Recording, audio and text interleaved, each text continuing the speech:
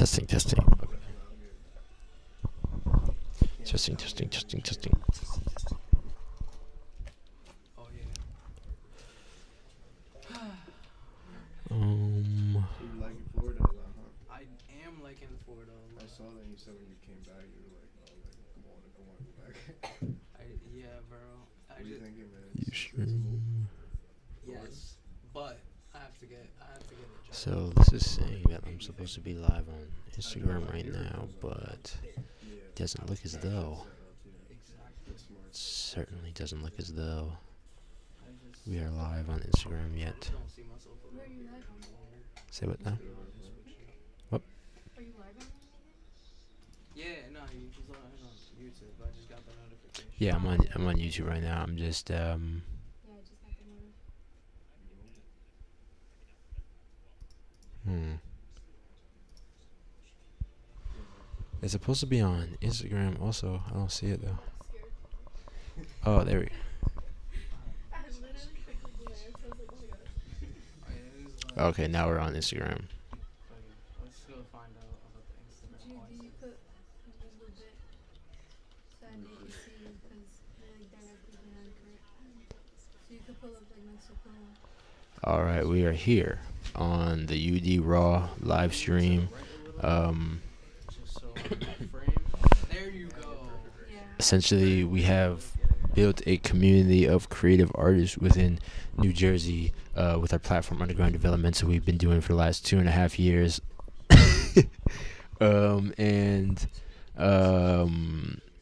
Yeah, man, this platform is to be able to connect with the artists in the community. We have things that we do here, like a lot of different like interviews and games and creating collaborative music, creating content, creating like whatever really, just to be able to expand and show the like grow a bigger audience and grow more exposure towards the artist, because we've been doing shows for the last 2.5 years, but having a platform where we can have an audience like worldwide and just grow worldwide, because anybody in the world can see this. You could watch this in fucking Alaska. So just growing everybody's exposure and growing everybody's support systems and fan bases and such is definitely a big key.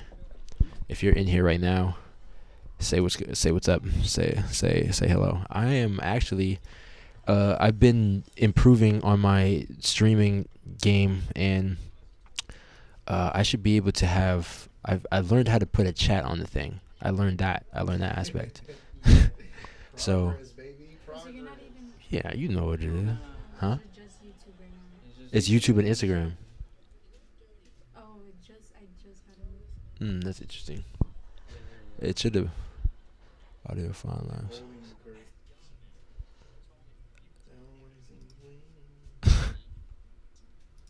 Can you see if one of these works? Alright, boom, boom, Oh, boom, it boom, does boom, work. boom, boom. Look at that. Look at that. Look at that. Oh, So dumb. yes, sir. Nah, facts. I put it like that so that you can see the full thing instead of like zooming in. If you're in either of these chats, we're live right now on YouTube and Instagram. Twitch soon to come. TikTok soon to come to 1,000 followers to be able to stream, I guess. Can you say something? I want to sign into this so that I can put this stream on here. Me? Yeah. Alright, but yo, what's good? You know who it is. It's Kuro in the cut. How you feeling tonight? How you feeling? Just pull up in the stool like it was nothing. You feel me? Came back from Florida. Didn't get much of a tan because I wasn't really outside for real. But other than that, my spring break has been eventful as fuck. Not only that Florida trip, but I partook in some pretty fun activities over the weekend. So, we lit. Like what? I'm not gonna say it on here. Fuck I that. don't know what what What's going happened. on this weekend, huh? I don't know what's going on. But wait, nah, I hear that. Why'd you go to Florida? Oh, I didn't even know it was spring. Spring break for my school. I mean, ain't spring break in spring? Right? Yeah, it's earlier for colleges because they end earlier. Yeah. I didn't know that. Now you do.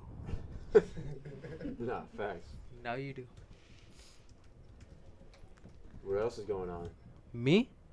I Yeah. just dropped a couple of reels. Both of those have been recorded in Florida. One of them is pretty much showcasing my latest song, and one of them is a snippet to an unreleased that I want to release, but I'm waiting on the cover art because I'm not willy-nillying it with cover art anymore. I usually just commission people for artwork, and then I do the rest on my end because you know, I want to look a little standoffish. You know who's doing really good artwork? Who? Gabs. I heard. Bodega I Gabs. heard. Bodega Gabs is doing really good artwork. Hell yeah. Hell yeah. I low-key been paying people to like draw me type shit. Oh yeah, Yeah. like portraits type thing. Yes. That's tough. Yeah. You've seen I don't know if you've seen a couple of them on my Instagram Yeah. grid. Yeah. Yeah. I Some of like them. my favorite one by far is the clown one. That one was tough as fuck. Yeah. But all them other clown ones. Well, the first one, I think you Oh. have it as your cover for your phone. Oh yeah, this one? Yeah. Yeah, that one is tough. I This like that one. Dope. Hell yeah. Reached out to that same artist for the cover art for the EP that I'm going to have with MP14. If you're watching Fuck this, yeah. if you know, you know. I was basically just on go during that Florida trip, bro. No pauses, no breaks.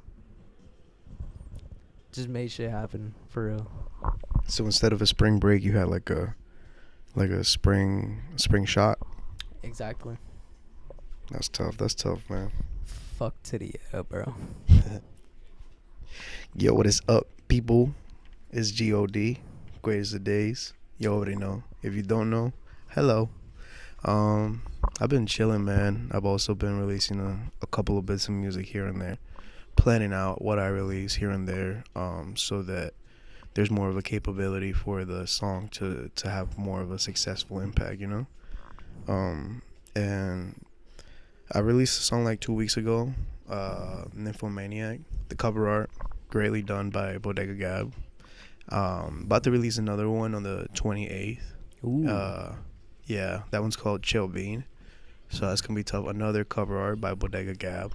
Hell yeah. And we just keep recording, man, keep working. It's been really like kind of like refreshing being able to work on music again, you know. For a while I've just been hustling, trying to just get out of debts and shit and get into a stable situation where I could finally start doing the shit I like to do, you know. So Hell yeah.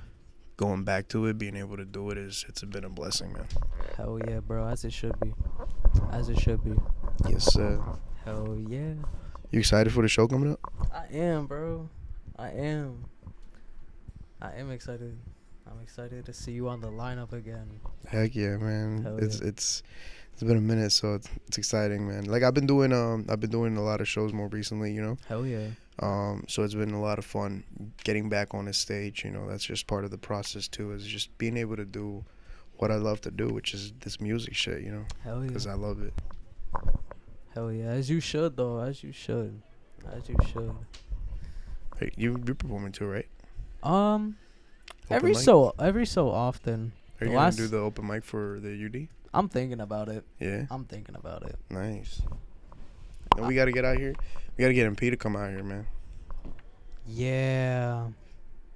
It'll be tough to get MP out here. Yeah. Jack and Gabrielle. I can't. Oh, I'm sorry. I can't figure out this fucking chat situation, bro. It's difficult as shit. I was gonna read the comments on the chat. I'll go on Instagram in that case to see if there's anybody. Or you can only pull up the YouTube ones. Huh? Probably. Only pull up the YouTube ones. Well, Who's so on Instagram? I have this thing where got you three can pull up heads all of the on chats here. in one place, Cool. and then Awesome. but it's I don't know passwords of stuff, and I don't want to like take up super like a lot I of actually time. got the YouTube chat. I got the Instagram What's up, chat. you handsome I got the bastards? Instagram chat. Kuro was macking with bad bitches. Oh, really? That's what Yeah. No, not in Florida. He said, yeah. However, He don't kiss and tell. Wow. You was holding out on us? Yeah, he's snitching on you in the chat, bro. That's wild. partially. What the fuck? Mm-mm. Damn, Gab, you called me out. High key. What Yeah. the fuck? How could you, Gabs? How could you?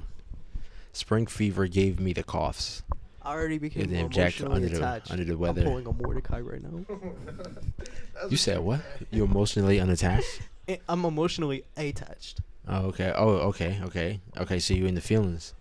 Mm-hmm. Okay. Okay, I see you. All right. Nah, that's good. Hey, Let's that's carry good. on. Let's carry on. He don't want to talk about You it. put him on the spot. No, Gab put him Hey, I'm reading comments here. I'm reading. Gabs. I'm a journalist. Journalist. Thank you for the shout out, my pooks. Tap in for the cover art, y'all. Talking about G.O.D. She thanked you for the shout out. Yeah. Oh, for the cover art? Yeah. Man. Now let me fucking pay you. I want to pay you, but you're not letting me pay you. Like, what's going on? Yo, like, she don't want to take the money, man. She don't want the money. She don't want the money. Why she don't want the money? Well, money can't hurt. You feel me? That's what I'm saying, right? Like, let me Yeah. pay you.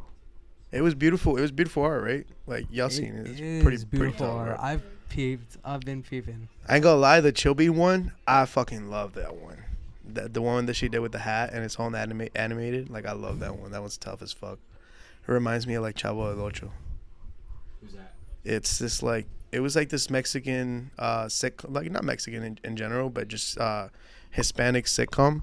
And it was like a comedy. It was funny as fuck, man. But yeah, let me pay you, Gabs. Cortonaboon. Yeah, man, we're in here right now. On the Instagram.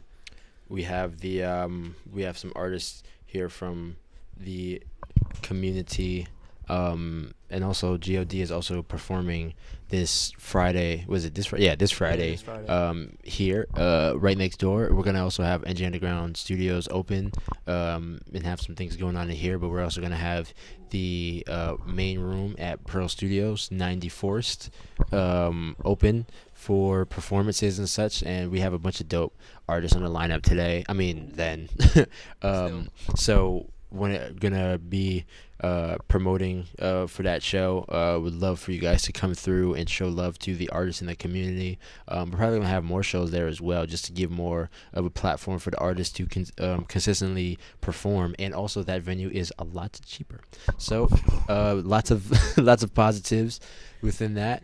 And yeah, and so on the UD Raw live stream, we have a lot of things that we do here. One of those things is we play games and such. Ooh. And we do interviews with the artists. It's like Jimmy Fallon over here. Oh shit! Word. So I'm gonna pull up the schedule that I be putting on for each of the streams. It's so cool seeing the behind the scenes. Like I've caught your streams and now I get to see the behind the scenes of what you gotta go through. Nah, facts. It's just a lot of me stressing. I'm here like almost all the time.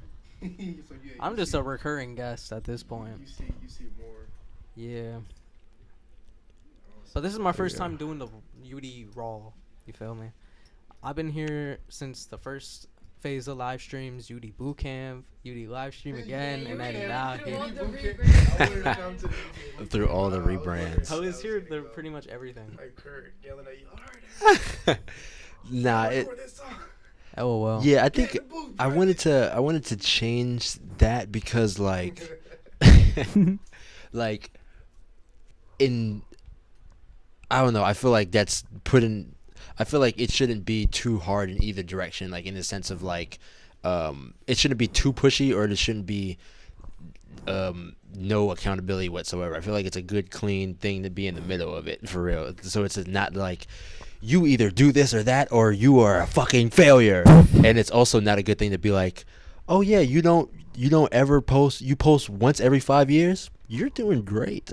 Oh, wow. Like both are kind of, I think it should be a little bit in the middle, but also at the same time it's not good to like I think tough love. There's nothing wrong with tough love. no, absolutely, but at the same time I also don't want people to feel Yeah. like I feel they Okay. have to be a certain way in order to like, I feel like you I'd don't- rather just you like wanna, you don't give want to out. make it feel like they have to be obligated to do this. Yeah, yeah. So, But I'd rather give that guidance and that help, absolutely. kind of essentially for the artist who want to take that. But if artist doesn't necessarily want to take the like help and guidance and shit, like that's perfectly fine as well. Yeah, Absolutely. exactly. Like you're still a space for you here, but there is also guidance here as well, type shit. So I it's also want to add on to that. It's okay to give constructive criticism in any Absolutely. aspect, as long as it doesn't come off destructive. We chill in it, but if otherwise, yeah, that's a whole different story and a different conversation can be made upon that. But right now, I feel like, as of now, it's constructive for the most part. yeah. So Yeah, that's the most important part for like having it be constructive, because if it's not constructive, then nobody's going to hear what you're trying to say. Like nobody's going to hear that, if like the guidance you're trying to give them. They're just going to hear somebody fucking yelling at them.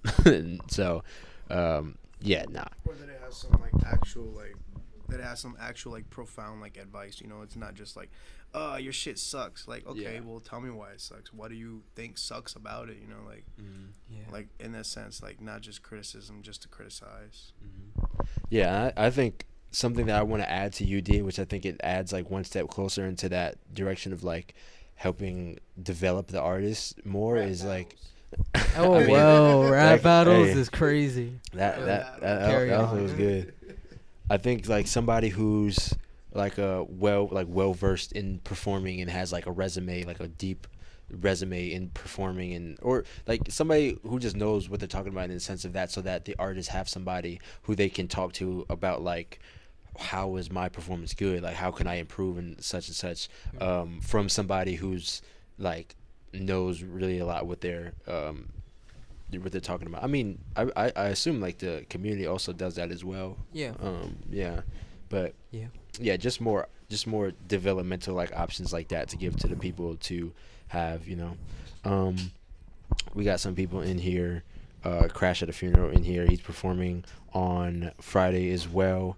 Artists from the scene as well that I've been tapping in with. There's a lot of artists from UD who have been coming through for like season 2 as well, that I've been trying to also. That's why I like this show also, because it gives more options to give more shine to more artists who are like supporting and also trying to develop as well. So Real.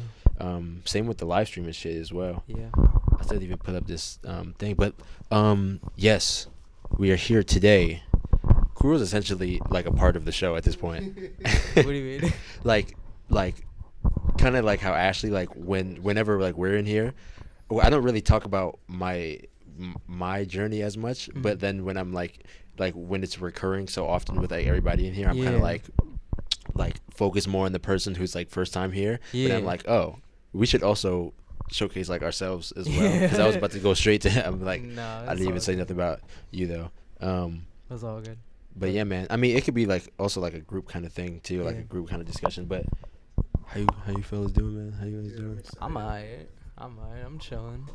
I'm sad that my spring break about to come to an end, but Can y'all actually interview each other for 2 seconds so that I can put this chat on? you know what? Fuck it. Let's do it. What's up, Interview Kuro? by the greatest of days. What's Kuro in the good? cut. How you feeling? Shit, man, I'm excited for this show. You know, Real? we haven't had a UD show in like almost 2 months now, right? Yeah. Almost so- 2 months. Yeah, Shit. so like 2 months. Oh yeah, the last one I was. You on. get scratching. realized I You was get on- scratching a little bit. You know, like I'm feeding. Nah, It'd be but- like that. I'm excited, man. I'm excited too. I ain't gonna cap. How about you? Are you Um, excited for this show? yeah, I'm excited for this show. I'm excited that it's in a different A different venue? atmosphere Yeah. again. It's gonna be like a nice cozy room. Hell yeah. I performed at Sesh House already twice. Yeah. And shit. How'd you like it? It was pretty cool. The second time was like a little bit better than my first, cause like the first time I performed at Sesh House, no shade, I was hearing a lot of feedback Mm. from the back end, and I'm like, what the fuck? This kind of threw me off Threw a you little off, bit. Yeah. Little bit. But now that I did it on the second time, I felt a little more confident. Okay. Not That's really good. confident, but like I felt a little more, I guess, reassured that I could go willy-nilly and do whatever. Yeah.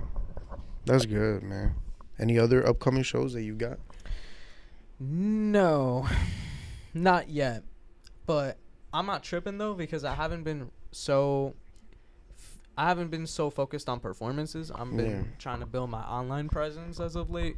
Okay. Because my logic or my viewpoint behind that is I can get the whole world to see me through that. I can get the whole world to see me. Nah, fuck yeah. I feel like focusing and tackling, having a presence online is very, very crucial, because it's going to start branching out into like, fans, or say when there's an opportunity out there and it's like, hey, tag an artist and such, you'll have that people to like back you up. It's like something that Kurt was saying in the previous podcast about Earl, how he dropped his album that his core fans, bought it up, and it helps having that support system set up. Yeah. So that's smart that you're tackling that, Appreciated. What are some steps you're taking towards tackling that? So I've been posting quality content as much as I can. I used to post every day, but then they were like very stale. They got stale very quickly. So I'm like, let me just gap those just a little bit, so it builds a little more momentum. And I've been noticing my views going up, and even more engagement going up, mainly on my Instagram, if I'm being honest. And what are you like? Go ahead. Mostly advertising towards, or like what are you using at? Is it just Instagram, TikTok? Instagram, TikTok, YouTube Shorts here and there. Yeah. How do the YouTube Shorts work? Because I haven't really like dived into the YouTube Shorts. I haven't dabbled into it either. It's very weird. It's a very weird algorithm. Like, I don't know for y'all, but for me, it be every once so often that I get like 500 views, for example, and everything else is like 20, 30, 40, 50. Right. It's like, it's a weird algorithm to try to navigate. And which one would you say you've had the most success in? I'd say Instagram for the time being right now. I would have thought it would be TikTok. Not exactly. My views are hella low. Nobody's really doing shit on my TikTok, and even if I do get engagement, it's a lot of negativity, unfortunately. But Damn. I just keep it pushing for real. As you should, man. Fuck the negativity. Yeah. Keep your positive wall out, and those negative bounds will just bounce right off of you. Hell yeah. I'm not going cap. Speaking of shows, there was a time like almost a year ago, I got an opportunity to perform in Orlando. Oh yeah. And I unfortunately had to decline because I was in school and I didn't have the money to go to Florida. Damn. I wanted to do it, but it's like fuck. But the fact that you're getting these shows, he did it. Huh? You did it? Yeah. He did it. That's how you said test. Yeah. Yes, let's do it. I'm sorry, fellas. Now we got it. To Instagram as well? I just got it on. YouTube. You could do it.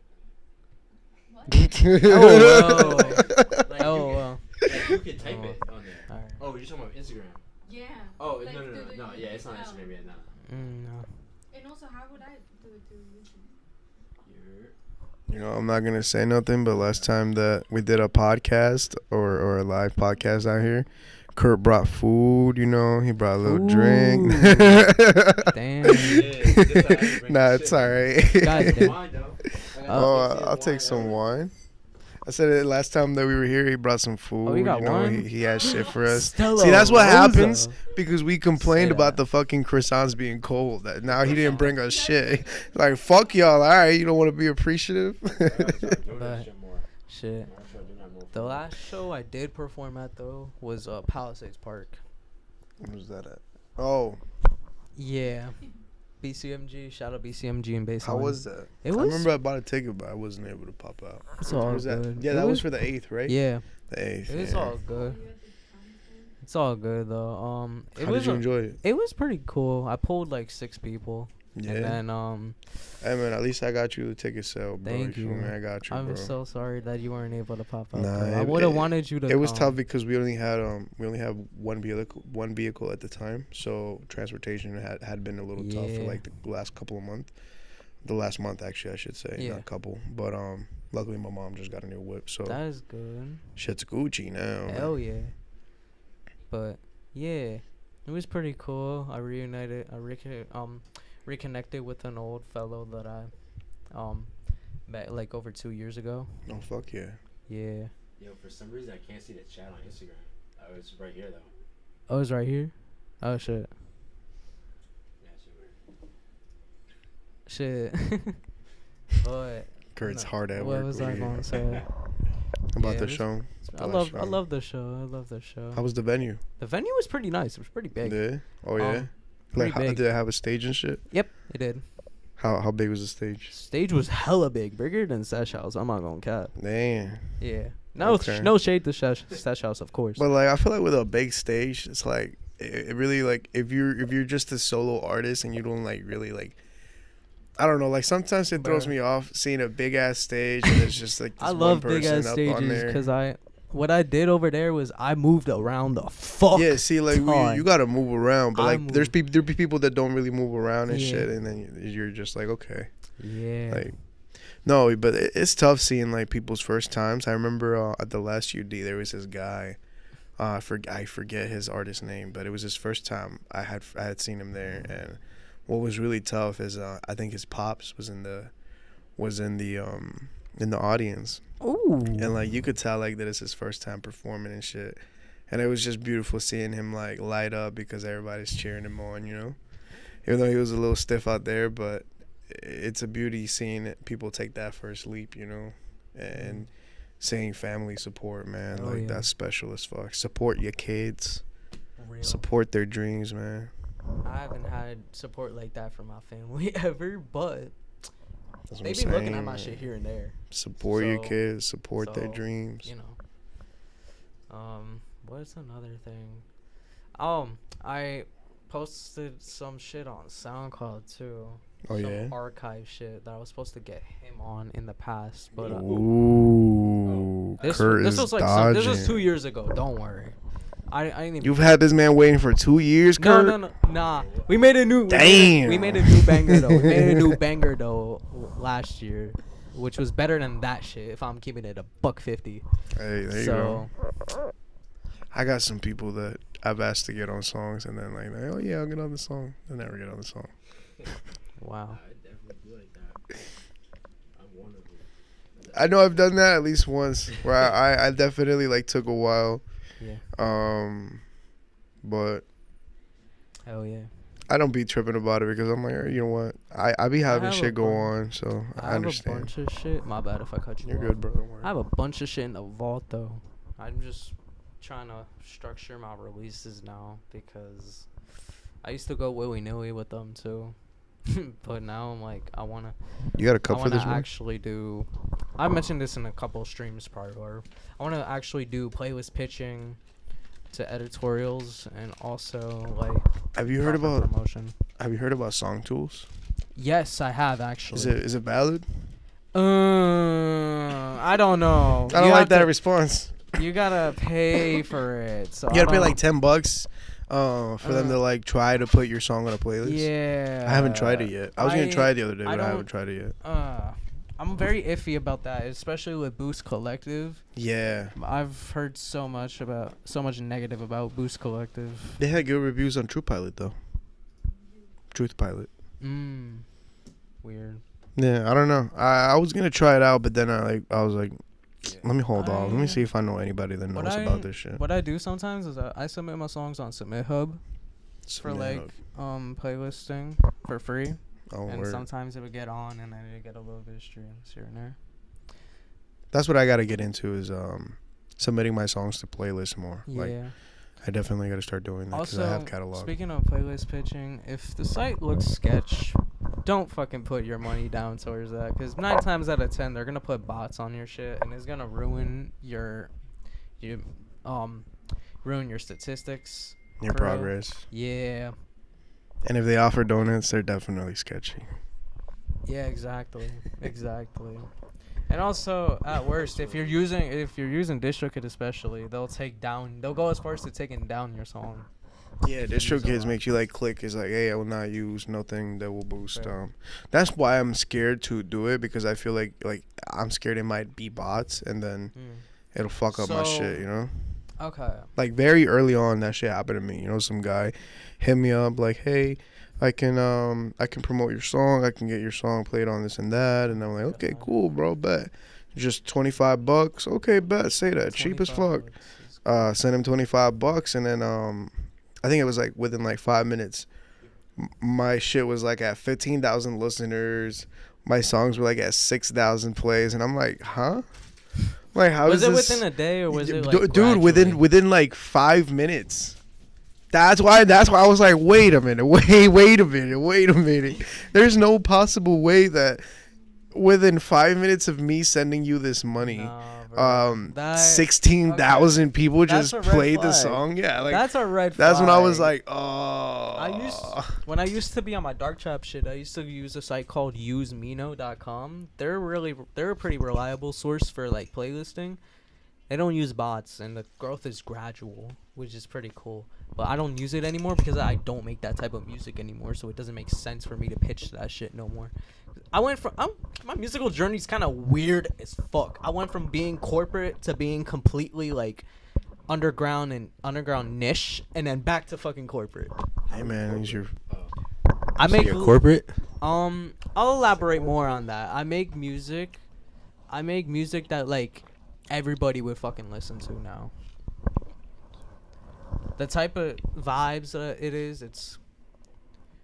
it gives off a corporate-esque. Not that it's a bad thing for me, but it's like I'm not so much like doing anything that's considered underground.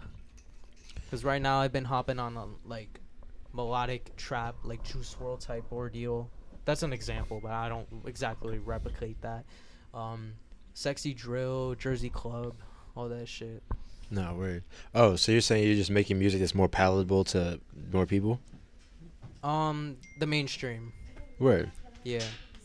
I wouldn't say that's corporate. I would say that's the kind of like just like making music that more people would like hear. Because if you make like really niche, really underground shit, then only like a specific core demographic will listen to it. That is true. But like, so like music that you could play in Macy's. Yeah, pretty much. Type shit. Pretty much. Pretty much. Nah, I gotta make a ain't clean wrong with that. version first, but I'm too lazy to do that. So all my shit's explicit. It's up to you. Oh.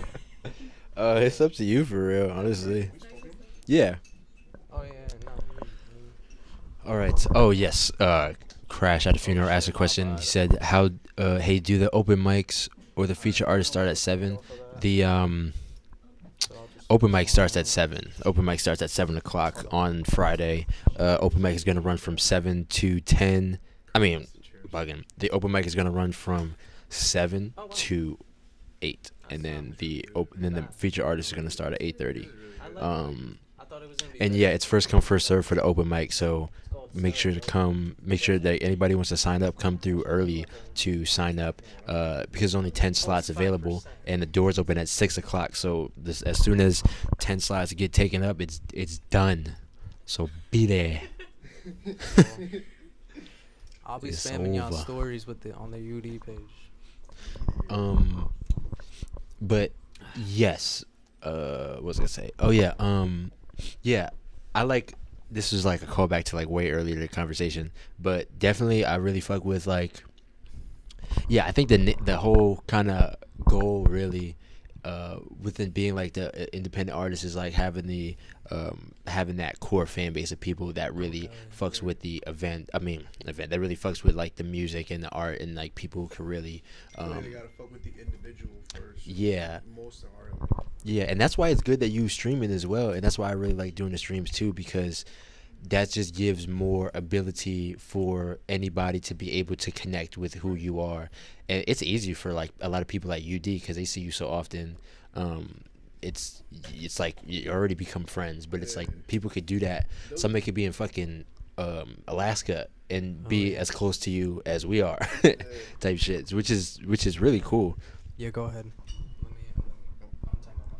Those be like the best moments where like somebody like that I never met before just comes up to me and like is like, yo, I've seen you everywhere, man. I've seen that fucking hat everywhere. And I'm like, oh, like it just hits the soul, man. It's like, damn, that's crazy. Like I really be out here, but you can't do that with staying at home. So come outside.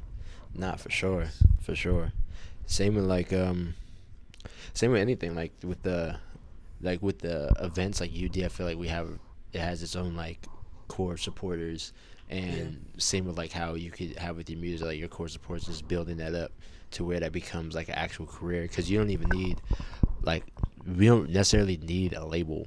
We like if we have like a strategy and a plan in order to how to grow our fans and make like that actual career, because at that point you don't even need nothing else. Like you could just do it based off of just that. What's a good website too that I've been fucking with? Talk to me. Symphony. I actually saw Samad Savage promoted that. I've actually tapped into that. You wasn't fucking with it? I could tell by your tone. It's not that I didn't fuck with it. It's just for like marketing campaigns, I need a Meta Ads account in which mine is disabled, and I've been trying to reach out to Meta for months, and they still haven't recovered my Meta Ads account. Damn. Zuckerberg, if you're reading this, I'm a real person. I didn't even actually start doing the the campaigns. Well, the only campaign I did with it is the like pre-save. Oh shit. The pre-save?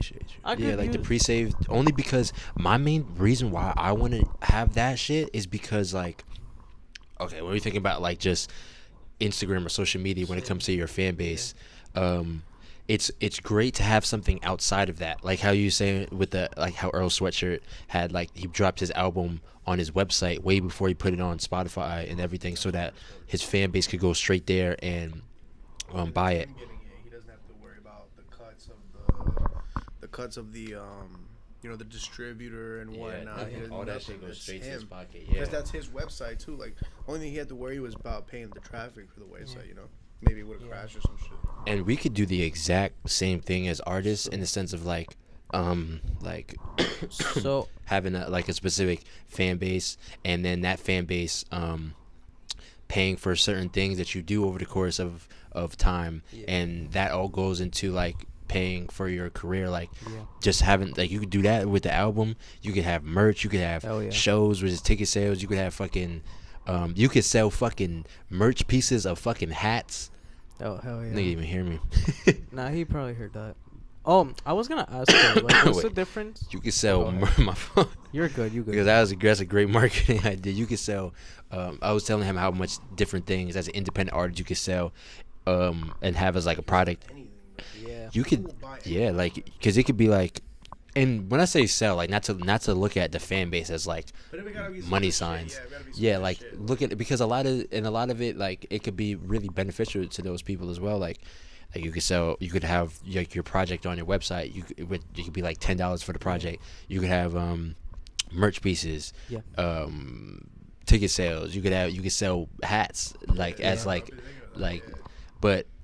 And that's what I really think it's about, like seeing who's in your core fan base and just calculating everybody who's in that core fan base, because as much as like you utilizing social media to build on that pool of people, but like having those aspects to where that actual core fan base could connect with the people with you and like actually support your career. So yeah.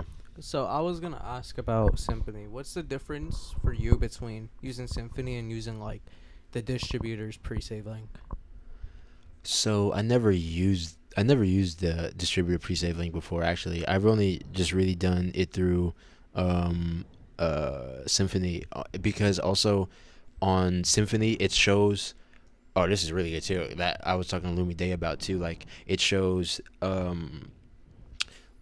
If somebody say you have somebody who clicks on a link and pre-saves, they have an option where they could put forever save. So that means every time you put something out, it goes in their library, as well as it also they also have to fill out their name and their Ooh. location. Oh shit. And I so you can have like a list of everybody who's filled that out, so then you could be like, okay, I got 40 people who fuck with me in Chicago, let me go do a show in Chicago, type Okay, shit. say that. Word. I So was just like just- tracking that fan base.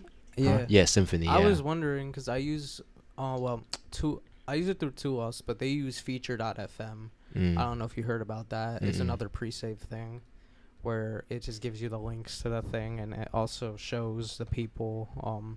It also shows like where the people saved it on and the location too. Only through Yeah. 2loss. Only through 2loss. But excuse Nah, me. facts. But definitely, I might look into Symphony. I made an account with them already. I wanted to use it for like ad campaigns, but I unfortunately was not able to do that because of the meta ads issue that I am currently trying to resolve. But I feel you. that's besides the point. But yeah, Nah, I feel you. Nah, definitely it's, tap into Symphony. yeah, it's definitely a way to do that, and there's also ways to do that through Spotify for artists as well. Like apply to different. It's harder. I ain't gonna lie, but like definitely. I've done a campaign through Spotify for artists actually. Oh, I mean like applying to playlists and shit, like Oh. editorial playlists. Oh my! Luckily for 2loss, they give you the opportunity to do priority pitch. So Oh shit. what it does That's is you fire. could pitch through them, and then whoever's like in charge of like the creative team through 2loss will pitch your song for you to Apple Music, Spotify, and all the other platforms, but as well. Cause I just looked on my Spotify for artists page, and oh oops, I'm on the wrong platform, and if I go to home, it shows me already your song has been pitched to our curators. The project manager for 2loss pitched Finding Solace on March 6th. Only your label can see pitch details because I pitched it through a distributor. If y'all need a new distributor, I'm not co-sponsored by them or anything, but I just feel like I gotta put y'all in the game. Shout out 2loss. If you're looking for a new distributor, they can help you way better than DistroKid, in my personal opinion. So Sorry I couldn't make it to the stream, Kurt. Much love. We'll see everyone Wednesday. It's all good, yo. That's another artist who's gonna be performing this Friday. Amir, really dope artist too. Like, was checking out the music and checking out like the performance and shit like that. Bro is really fire. I'm not gonna lie. I use a bunch of his songs as well as like promo for shit. Yeah, perform open mic as well at one of the last UDs, and yeah, shit is dope as well. So definitely had to put him on there. Also, like getting a lot of the artists who are consistently like coming supporting the community and shit like that to come through. And yes, this Wednesday, as a part of keeping like pushing that element of that developmental aspect of it, I'm going to be renting out the space that we're going to be having the show, and we're going to be doing like for Wednesdays, because we have the UD Raw live streams every Wednesday and Sunday, and for that we're going to be doing live streaming and having a rehearsal for all the artists who are going to be performing, so that so that we can not only like rehearse and practice our performances, but that it could also, like I was saying to you, like it could also be a way for the audience to connect with us as people and connect and like see like us being humans and see like us like our journey through it as well, and like that trial and error and shit. So yeah, I think that shit definitely would be really cool as well, and just having more elements to practice and perform and rehearse and shit, because we don't really have that often. And that's what I was thinking about myself too. I'm like, yo, next time I perform, like I gotta practice. I feel like I'm rusty. I feel like I haven't really performed. Like I don't practice for real. Like I don't practice for real either. I ain't gonna cap. You know, I just so. willy-nilly it. At the what? I'll be practicing at the warehouse Oh yeah, what's the warehouse? where I work at. Oh yeah. Yeah, so I just be chilling. Oh, yeah, because it's you're- mad chill there. So like I just be like, I have a little speaker now. When I was making this playlist for the show, I was just practicing it there, and it was pretty fun. Hell yeah. Nah, that's dope as fuck. That's just getting that performance element in. It really helps. Yeah, and that's why I like getting in the space and like recording too, because also having that, like having a mic also, and like practicing that projection, like how you sound and shit like that also like is really good too. Shit. But like any kind of way like performing is like good to get that comfortability in there for real. So Hell yeah. and that's what I think was really good about having that so many shows like once a week type shit, because then you're performing so often and getting that feedback right then and there. So definitely is good. What's going on? Hello. Was good. Was good. Yeah, man. But I wanted to tap in and know what's going on with you guys. Sure. And like before I get into the interview that I'm gonna have with him for the performance, I also like at some point during the stream we should also do like a video of like, yo, my name is G.O.D, I'm gonna be performing da da da, so we could post on the page also, but that could be like through like a phone. Hell But I think before I get into the interview with him, I wanted to ask you fellas, What's up? for the people who don't know, these two fine young gentlemen are veterans of UD, I'd say. I don't really like I don't really like to say, like, I feel like it's weird whenever I say, oh, these are artists, like UD artists. Like, I don't ever, like, I don't know, that'd be feeling weird to me, because I'm like, these aren't my artists, these are artists, period. You know what I'm saying? Well, I still get what you mean from the jump. So Yeah, it because don't I guess matter. I'm trying to give context to people who Yeah. have no idea what's going It's on, all good. type shit. But these are artists who have been with the UD platform for a long time, Yeah. since the infancy, and it's been an everlasting journey. Like, you guys could see like a lot of the journey through like the UD page, like the Instagram and the like YouTube of through the documentaries, everything, the ongoing performances, the ongoing like development with the performances, and the like the just everything, like the evolution. And that's why I like having these raw streams, because it's like now we could see that evolution on a very like in-depth and real way, farther than just like performing, like or just seeing somebody perform. Like, you get to see so much from just like hearing them talk about how that went, like, you know what I mean? Like, the actual connection aspect of it is really important, I feel as though. And yeah, and in terms of the ongoing development as well, I want to see where you guys want to go with it, so that we can plan that, and I can know that, so that we can plan for that. Because like there's within this season, like I realized so much that there's different kinds of artists, in the sense like there's artists who want to do this just to be able to do it and don't really want to make it a career. But there's also artists who want to make it a career. There's some artists who want to be the biggest in the world, like Kuro. So there's different, I feel like it's different levels when it comes to like where you want to go with it. So I want to just first and foremost just know where you guys plan on going with it. What's the goal with everything that you guys are doing, so that we can so I know that, so that I can also help in any way that I can as well. So are we talking long term, or are we talking like short term for the time being? Nah, like more like long term, for real. Like, we're like, Okay. yeah. So for me personally, where I want to take this long term is definitely being on the Double XL magazine. Well, not only that, but just to be well known throughout the entire world, be a prominent face of the music industry, and more or less I just want to take this to a level where I'm not where I'm at right now, which meaning like still like underrated in the nicest way possible.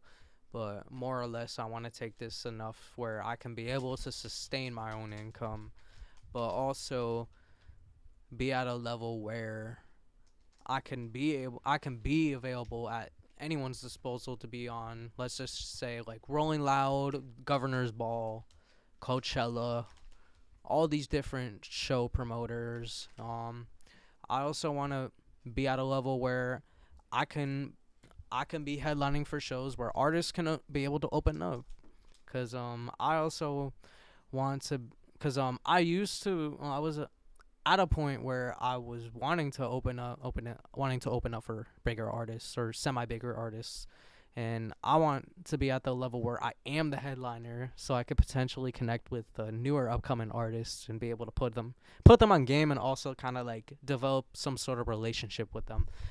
Um, I'm not saying I want to go Hollywood, but more or less I want to be at the level where, okay, what's the word I'm looking for? I want to be at a level where I'm on everybody's feed. I'm on everybody's pages, like rap, bars, genius, lyrical lemonade, all that shit. I just want to, like you said before, I want to be the biggest in the world, essentially. Nah, word. I hear that. And what about you? Honestly, what I seek in with music, at first it was really therapy, like a way for me to get emotions off my chest. Before, I didn't really think I would be able to capitalize off of my music, because throughout my whole life I hadn't been able to capitalize off of what I'd done in anything. But then life changes and I realize, okay, I can capitalize off of this. I am pretty good at this, because a lot of people have told me that I'm pretty good at this. So I think now I'm looking towards, one of the things I do seek is financial freedom, because I see it, on the daily, like people that make a lot of money for way more, in a sense, like way more things that don't really matter, or like that are just dumb, that are just, in a sense, rotten. And like, it's like, okay, word, these people get mad money and then they don't do shit with it, Like, I want to be on some Mr. Beast type of shit where I get this money, but I don't just, make sure like that I hoard this shit. I want to give it back. I just want to break away into the system where, like, I feel like I could give a chance to anybody who has a dream in something, like, I want to do this. All right, then we're going to give you every tool and capability to give you that shot, so that if it works for you, amazing. If it don't work for you, at least you can't say that nobody ever gave you a chance type shit, Nah, Real, facts. bro. Absolutely facts. real. So that's like the baseline, like the financial freedom, just like enough to have like financial freedom. Be able to do all that, yeah. Like, Right. to make a better world, in a sense of where people can it's way more stuff too. Like, I want to what I seek with the financial freedom is able to fully like set out projects. Like, I want to build up apartments, really nice apartments, and have them like, like decent rent, like not nothing crazy, but like not beat up apartments, Yeah. and somewhere where people will be like, lenient and understanding with you, and they'll help you out so that people can have homes. I want to be able to build like in a sense, kind of like a record label for anybody that wants to try music, like whatever it is you want to try. Okay, we'll give you the studio. We'll put some promotion behind your idea to what you want to do. If it works, amazing for you, and not even take a lot off of them. Like, maybe like take the littlest amount that we could take, but like really work around towards, okay, if you feel like helping out, donate. Yeah. Not forcefully try to take people's money, because I feel like we're at a point in age where there's so many of us that if you really capture just half of a billion of the world, you can do a lot with that money. I mean, just look at Mr. Beast, all the crazy shit that he can do, Yeah. thanks to the amount of people that he can, get, and people donate money, and they give him all this stuff, So I want to do something like that, like, and actually philanthropize the world. Like, okay, all these billionaires that we have in the world, I mean, Elon Musk is on his way to becoming the first trillionaire. Mm-hmm. But what is he going to do with all that money, Yeah. Pocket it, go to Mars. For cool. real. We cool. We go to Mars. Cool, whatever. But, dog, we got shit going on Earth, bro. We're about to lose Earth. Like, Yeah. that's why they're trying to go to Mars, because we're about to lose Earth. They're giving up. So why give up? Yeah. No, I hear you. Yeah, it sounds like a lot of well, we're kind of three of us in the same boat, because like in the sense of that money gotta come from a lot of hard work. your shit got to come from a lot of hard work. Yeah. My shit got to come from a lot of hard work too. So it's all just yeah, nah, for real. That's what I just feel like is the main element of it, because I feel like that shit is so doable for us to get to that point, and a lot of it just really just comes with just like building, like not just focusing on like let's just blow up like overnight, but instead like just building upon that and like getting taking those steps towards that way in order to, and then eventually we're actually going to get there, especially today, because there's so much tools that we have at our disposal to get us there. There's tools at our disposal. We can get there next week if we wanted to. So yeah, so I just feel like just utilizing like the things that we have at our disposal and like actually getting to that point is very necessary, and that's why like stuff like this where we make clips out of it and like push it out and like just doing everything that we can do to utilize the platforms that we have and utilize like what we can do to help grow each other is definitely like the way we're gonna get there. But no, I'm glad. I feel like I like that idea too, because that makes it so much purpose within that as well. Like it's like you said, like sometimes people just make money just to hoard it. yeah, Like, just to fucking waste it. What do you really need? Like if you got a nice house, if you got a nice house, you got a nice car, like after a point, what are you stacking all these millions for? A rainy day, okay, word. But don't you think that if you put those millions to work and you give to the people, don't you think that the people will support you even more?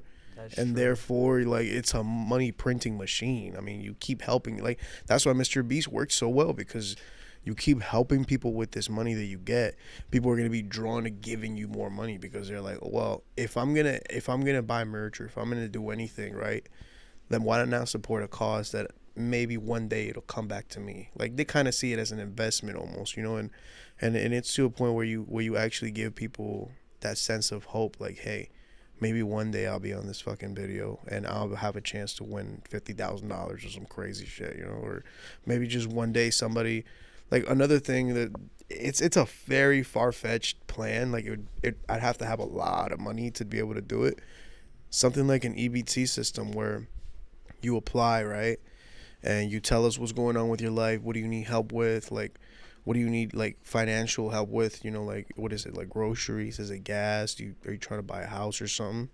We give you the loan and you pay it back, or whatever. You don't pay it back, we're not on your fucking neck. We're not going to fuck your life up. We're not going to take your home. Yeah. But, like, you know, just give people that chance to fucking breathe. Like, I feel like a lot of people are very, you know, like, it gets choked up. That's why a lot of people do stupid shit, you know, to try to make money. So I feel like eliminating that, you know, like, at least if you eliminate the thought of, damn, how am I gonna feed my kids this week? And you just got a card, you got the you feel me, the G.O.D card. You swipe that bitch, groceries done.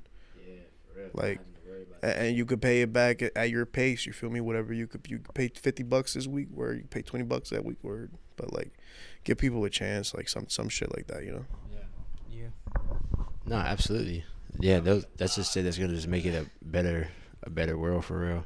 He's 100% like correct. Music was therapy for me as some who struggled emotionally, but to want to go to the top of your social impact to the music community is hella important. Nah, absolutely. Yeah. And that's also what that's also something I like got into a lot more with my music as well, because like I feel like especially with the UD community, there's so many artists who are so great at being artists and being artistic and showing that artistic presence, but a lot of, like, most of us just suck at promotion. Oh yeah.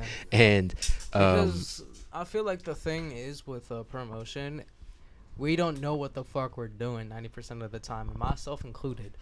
So it's like I really got into learning how to promote a lot more, just the marketing aspect, and a lot really when it came to like UD for real, and just like and it's not until like now that I'm really putting those elements into like my music in order to push it out. But just having that thing where you have to like sell a show. I'll be back. Just having that thing where you have to like promote a show every single week, and get people to come there is like you gotta learn promotion at that point. You can sit here if you want. You gotta learn promotion at that point. So now I'm just like at a point where I'm just like trying to learn.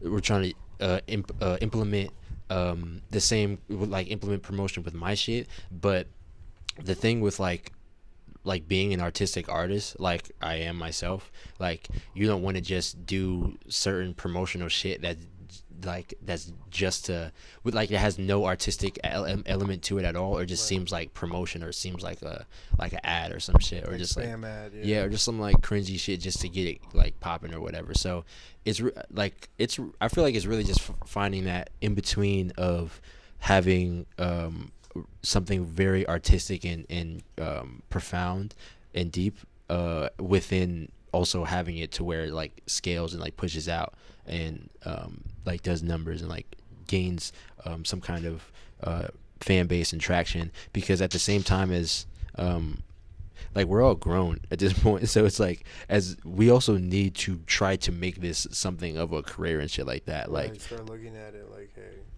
we have to like that's one of the aspects I've started looking at things.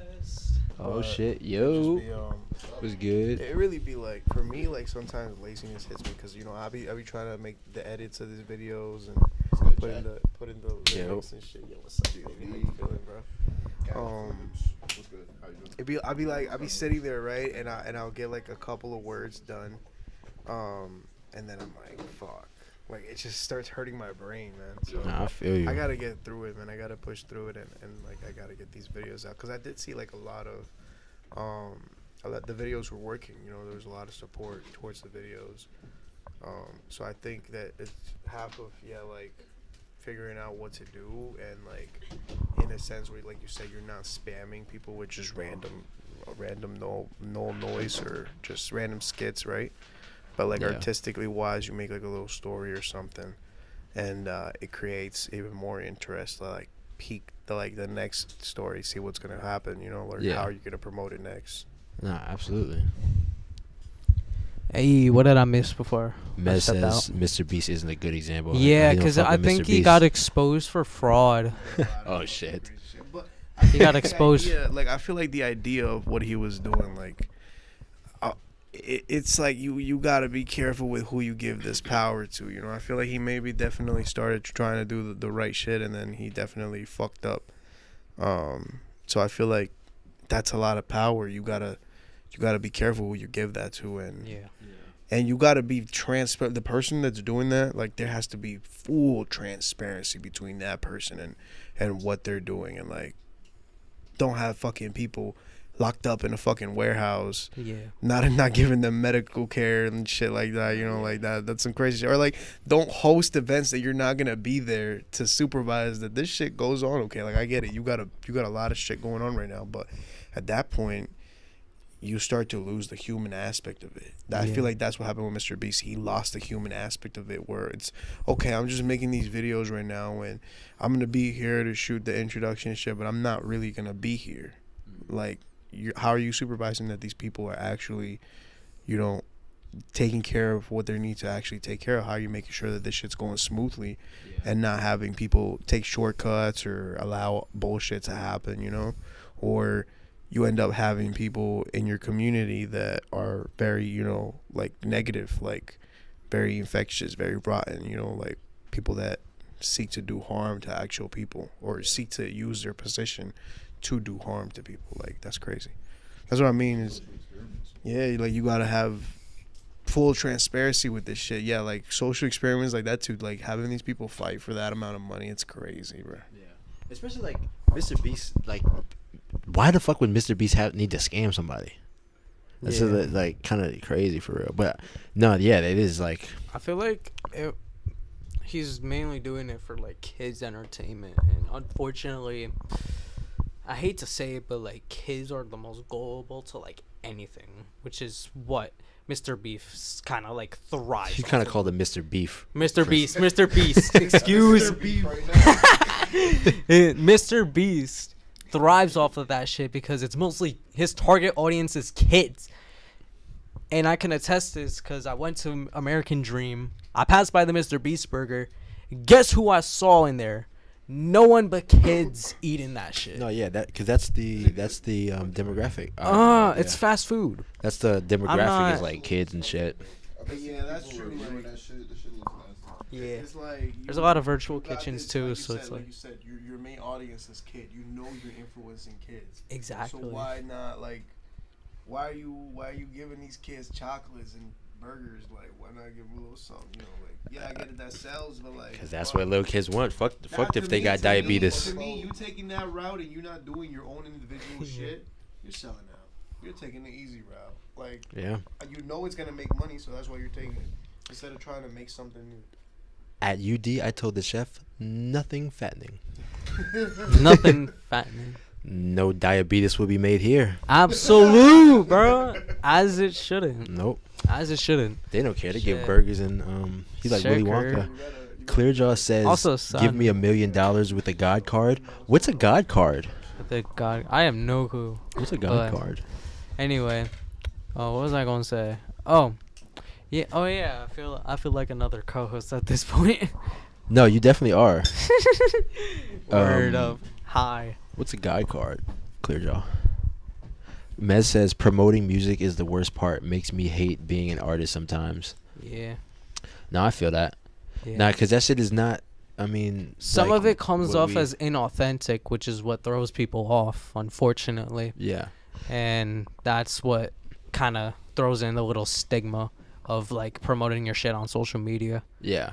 Nah, And it's a good percentage of those who are inauthentic in the first place. yeah. It's all a 'Cause matter- oh, That's go a ahead. lot of like when you have a specific passion for something. Like that's what you have the passion for. Like your passion isn't in marketing and promoting and all of that stuff. So a lot of time that is definitely like a chore and definitely like something that like you don't want to do because like that's not even what you're passionate about. That's not even what you came into this shit for. But yeah, and a lot of time too, like a lot of time I don't be wanting to make promotion or like make content and shit like that. I'd be like, nah, I just want to go home and fucking smoke and go to sleep. Like I'll be just like tired and like not wanting to do that. But I'll have more energy to like create and like be more motivated and drawn to like create and shit like that. But kind of like with what we're talking about with like G.O.D, like being an artist, like me as an artist, the second I turned 18, I'm like, I ain't going to fucking college. I'm being an artist. Real. Like my mom's like, word, but if you don't start doing something with this shit, you gotta get the fuck out. And like so it's, I feel like and then every age, like not to say that do it out of necessity, but it's just like as grown men, like we should, like it would be amazing to actually make this a career and make this like something where we can benefit and profit off of I it and agree not with just you. yeah. And because of that comes with the promotion, that becomes with the marketing and shit like that. Now it becomes like, yeah, it's like hard and we might not like it or want to do it, but it's like if we want to grow, we have to do certain things to like actually get to that point. Yeah. Same with like, I'm sure there's a lot of fucking doctors who don't want to go to fucking school for 12 years, but are they going to be like, man, I'm not a student, I'm a doctor, I don't fuck with this fucking, well, Bruh. nigga, it looks like you're going to have to do Bruh. something else. if anything, if they don't go to school, they won't be able to earn the doctor title. Yeah. Because in order for you to get the doctor title, you have to go for a doctorate degree or Yeah. PhD. Man, just get that shit on eBay, bro. You good. No, yeah. At the end of the day, it's time. You gotta put the time in. Like that's Yeah. all. That's all it takes is putting the time in. That's why artists that you might like look at and you're like, man, I'm better than this, bro.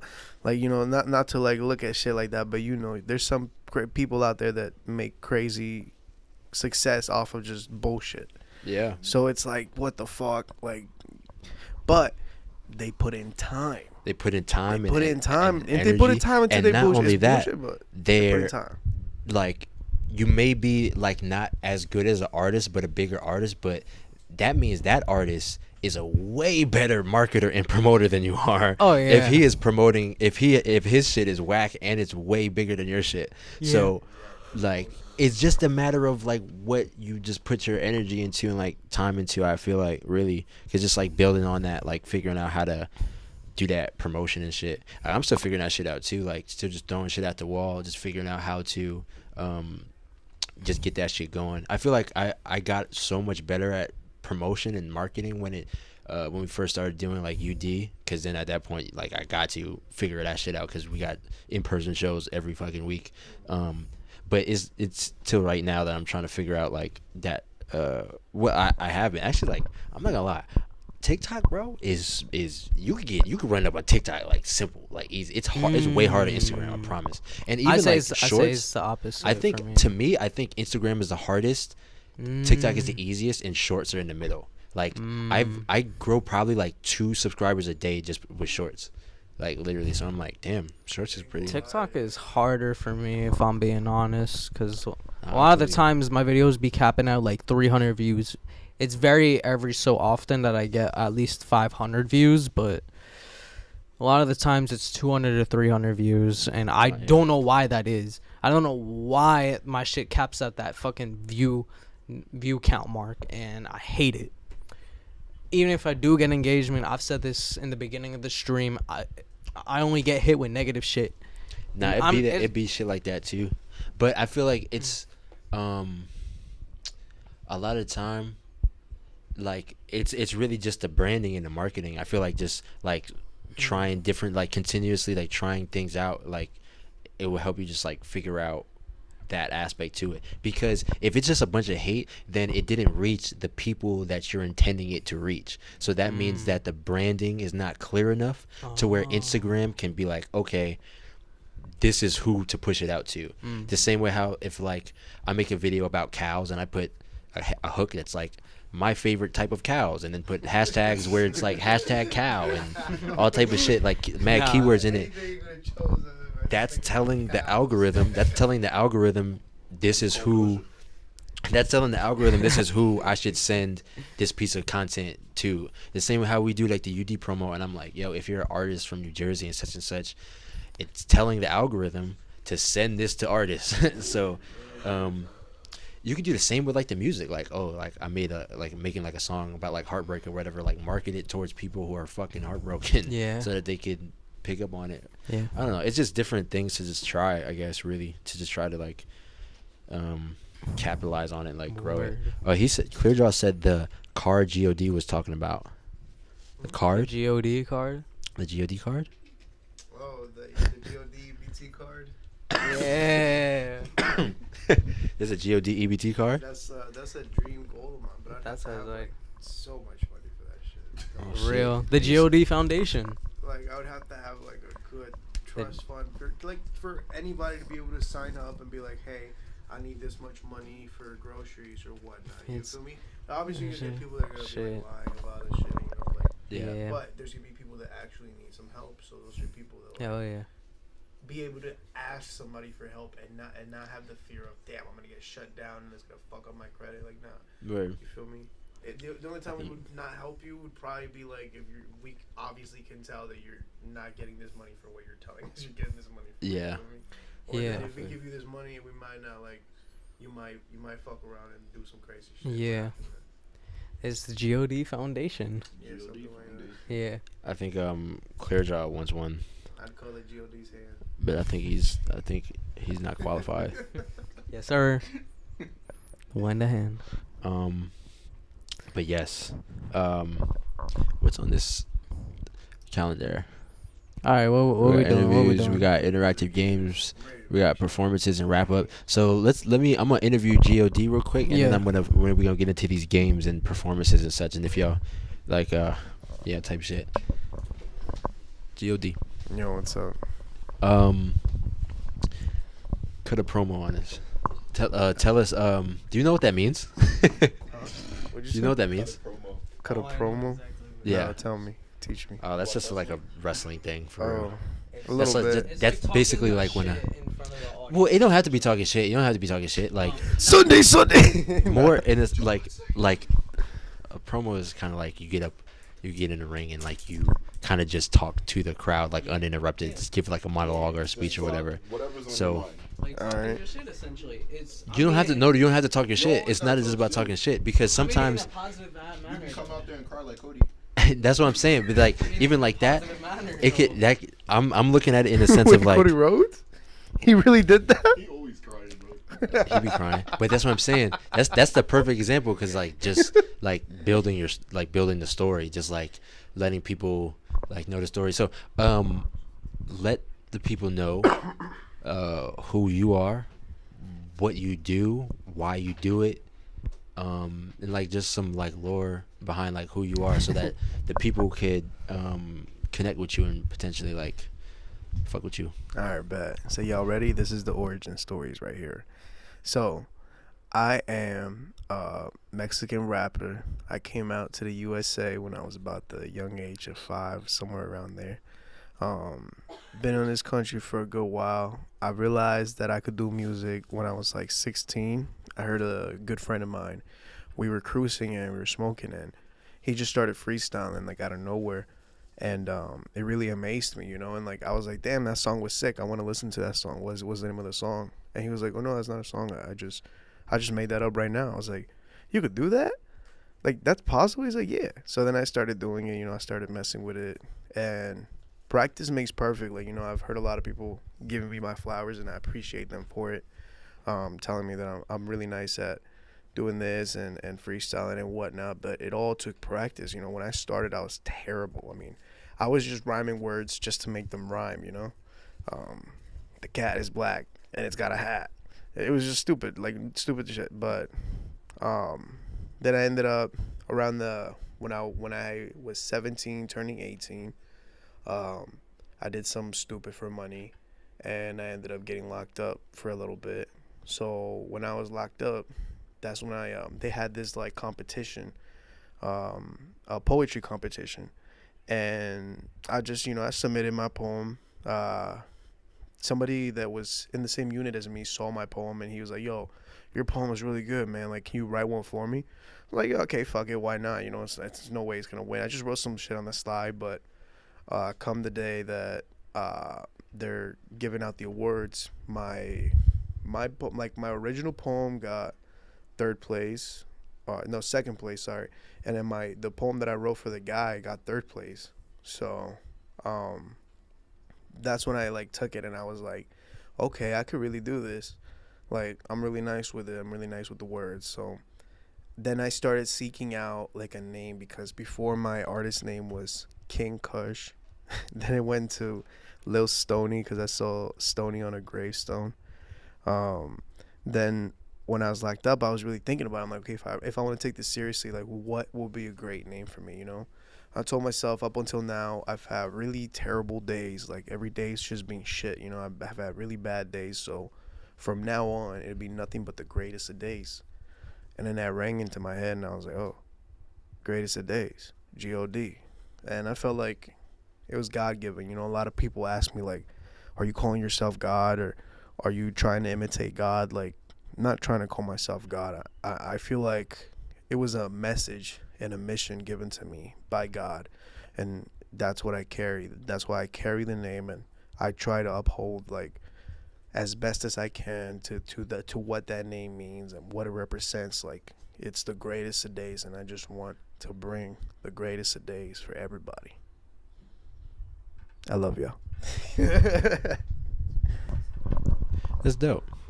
You got some. They was putting Very they putting hearts heartwarming, in bro. They putting hearts in the chat. Very heartwarming. That's fire. Very heartwarming indeed. Wait, what? If y'all need some positive, if y'all need someone positive in your life, always go to G.O.D. Type shit. You feel me?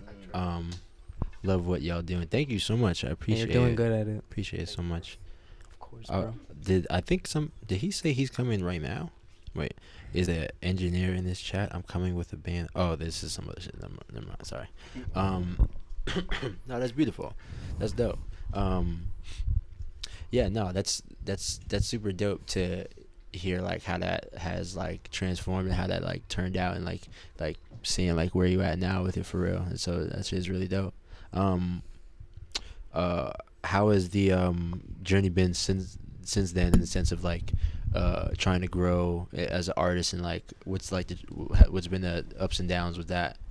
I would start with the down. I'm gonna start with the downs. So the downs about it has been that one of the downs is that when I was very new to the scene, you know, a lot of people definitely took advantage of my naivety, of just me not knowing how much a beat is worth, or how much a studio session is worth, or just shit like that. Like I remember before I ended up going to the studio where I go now, there was this studio that I was going to, and dude wasn't like doing nothing, bro. Like he would just record me, maybe add a little bit of engineering touch up, but it sounded terrible, and I still have those songs. And then when I went to with the people that I record with now for the first time, it was an instant like what? Like this shit sounds incredible. It sounds like it was like very well made, and I was like, "Oh, so like this is what it's supposed to sound like." I thought it was just because the people didn't have the equipment, but no, they had the equipment. They just weren't putting in that effort, because it was kind of like a charity type of thing. I was still paying, but it was my charity work that was paying for it. So they didn't really put in that much effort into what I was doing or what I wanted to get done. But another thing that was a down is meeting a lot of people that, you feel me, like in this scene, there's a lot of people that take advantage of what type of like people come to this scene, or what attracts it, and you end up making friends with some people that you shouldn't be friends with, like, and you find that out afterwards, and you're like, fuck, like this person was really cool, but it turns out that he did this. So I've had that shit happen, like I think like 3 times now, where it's just like people that I've befriended and they turn out to be like really fucked up, like, and you're like, what the fuck? Like I called you a brother, like I let you into my life crazy, but I try to like not let that stop me from making new friendships, because how's am I gonna? We still gotta network through this bitch. We still gotta talk to people, like. But the positives, there's so many, man. There's too many to count. Too many blessings. Meeting people that are like-minded, people that are very supportive and very on board with the vision of, okay, this is our art, and we really put in our sweat and tears into this, and to see people perceive that and give you your flowers on it, it's like, it's amazing. I met a lot of people that when I was coming into this, I'm like, oh my god, this fucking person is amazing, it's incredible. Like I feel like they're like fucking legends, and now these people are my friends, and to the fact that they were that open about it, that they weren't just like, oh, who the fuck are you? You're a newcomer, I'm not gonna be friends with you. Nah. Like Jack, seeing Jack in action, I always thought like, oh my god, this guy's fucking incredible. Like he's probably gonna be stuck up, he's probably gonna be like, oh, who the fuck are you? But no, first time meeting Jack, man, like hit it off well, and then that's, I think, like 5 years of a friendship right there. Jack was at my first show, the first time I ever performed. Jack was there. So When was the first time? the first time was out in Trenton, a show that Global Degenerates put on. Shout out Global Degenerates. And dude, the first time I ever went on stage, I took eighth of mushrooms. Oh shit. And that was also my first time ever taking an eighth of mushrooms. So me and my friend, we both took an eighth of mushrooms that night. And he went up before I did. He didn't he was doing good, but he didn't do so great. You feel me? Like he started off good, and then I don't know if he got too much into his head or what happened. I was trying to hype him up. Like I was like, who, Jack? No, it was somebody else. Oh. And then when I went up, it felt like something straight out of a fucking movie. They call my name, so I get up from my seat, and I'm walking up to the stage, and I'm like high off the shroom, so I could hear everything, right? I'm hearing people snickering, people like laughing, people like, well, what the fuck, like wondering what the fuck I'm gonna do, because back then I was a little chubbier, so I could just imagine the scene, and then I get on stage and I start to rap, and people start fucking listening. And people start listening, and the first song's over, and everybody's fucking clapping, and they're screaming, another one. Luckily, I already got 3 songs set, But every time that the second song hits, people are going crazy. They're loving the lyrics. They're hyping me up. Song ends, another one. Third song in, and everybody just starts clapping, and like that was the best fucking feeling in the fucking world. Acceptance for the first time, but like I didn't know if this shit was gonna work or not. Like Yeah. I didn't know if I was gonna get laughed at. I didn't know, like, cause people have told me before, yeah, your music's good, like you're good, but I didn't know if they were just telling me that or if they were for real. So Mhm. that moment really cemented in my head, like, okay, there's no way that a room full of strangers just gave me props on my music if it wasn't good. Yeah. Yeah, that exact vibe is exactly what I wanted UD to be, and that's why that shit is always like so crazy to me because, like, how it was is exactly how I wanted it to be. Like, in terms of that, because like absolutely when it's like your first time like performing and stuff, and like really starting to get into making music and putting out the music and shit. Like, there are definitely some shows where people are just kind of like not showing no love or like entertaining like what you're doing or supporting or whatever sense. So definitely haven't, but I also feel like it's a it's a character thing. It's not even so much of it's a character thing. It's also like a vibe and energy kind of thing. Like I feel like certain people don't want to do shit like that because they don't want to give people a chance, or they want to be like a artist who isn't like supporting other artists who doesn't and having that aspect. So I feel like it's a certain energy that kind of we bottled up with that as well. So that's yeah, no, I had like a very similar experience as well for sure. I definitely agree, like, with if it was for any other artist like out there that is just starting out, the UD is probably by far the most like welcoming place to do it, because I got lucky, I got lucky that my first experience was with my buddies and they put me on their show, but I've heard stories out there, man, where people like, they go out and they try to do something and then they're left with like sets where it's like everybody's already fucking gone, or Yeah. they're just, treated dirty because they're new artists, nobody knows them, so like it's hard, coming out there. But I feel like I've seen a lot of people that were their first performance at the UD, and like I was telling you earlier, that story about that guy that had his dad there, and that was such a beautiful experience to see, because you could tell this guy is his first performance ever. And the fact, like, if you could see how his face lit up, man, when people were like cheering him on, and he's smiling, and then not just that, looking over and you see his dad, and his dad has got the same fucking smile on his face, man. Not Like, for real. I was like, yeah, that's what this place is about, So I feel like starting out, you start out at the UD, like, it's beautiful, because from the time that I first came there, I was like, yeah, this place is dope. People show a lot of love. People are very well connected, very respectful, and we all want to see each other shine. Yeah. Not for real. What's been what's been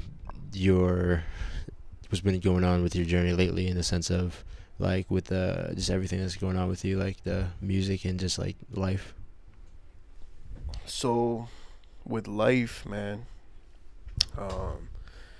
your boy is legal now. Yeah, feel me? I cannot get deported unless they decide to otherwise. So, for a long ass time in my life, about 20 years, and throughout everything I wanted to do, there's always been a door that stood right in front of me that constantly reminded me that I can't do shit. That's why it was easy for me to just single out my life and say, nah, this doesn't matter to me. Like, school doesn't matter to me, because what the fuck am I going to use a diploma for if I can't get a job without having a social security number? So a lot of things, that I could have benefited from and I could have taken advantage of from, I couldn't, because this door was there. So to finally have that door be open is really like overwhelming. I remember when I first got that shit, dog, I wanted to fucking scream. And it came out at a perfect time, because the more and more years kept going on, I'm like, fuck, like, is this shit even gonna really matter by the time I get it, with the political state of the world and how it is? I was like, is it really even gonna matter by the time that I get this shit? But I kept faith, you know, and now here we are. I got that shit. So thanks to that, now I'm aware that I can do a lot more. Like I was able to sign up for DoorDash.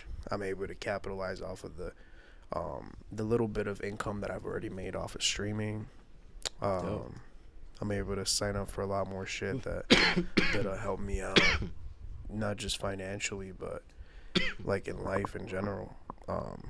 So that's been a good feeling, you know, not running into such a great number. And I'm like, I got one, bitch. I got one. You can't stop me now. It's the best feeling, man. So how was that? How was that experience? Like, how was that feel when it's like, so, like, what was the situation? Like, what? So like we came in like I don't know, it was like 2005, 2006, right? And we like originally like I think it took about 4 years or maybe 5 years before my mom initially put in the paperwork to so that we could get our stuff going. But the person that was like supposed to take care of our case, she never filed our paperwork. Mm. And we waited for like about like another 4 or 5 years before I guess they caught on to her shit, because we weren't the only family that she hadn't filed the paperwork for, that were just waiting for news, and no news was coming because, you know, nothing was ever filed. They called us and they told us that, yeah, that she never filed the paperwork and that we can continue the process with them free of charge, because this lady had done this. So that's why it took so long, and then it was just a waiting process at there. My sister got hers first, then my mom's got hers, and I just got mine. So That's dope.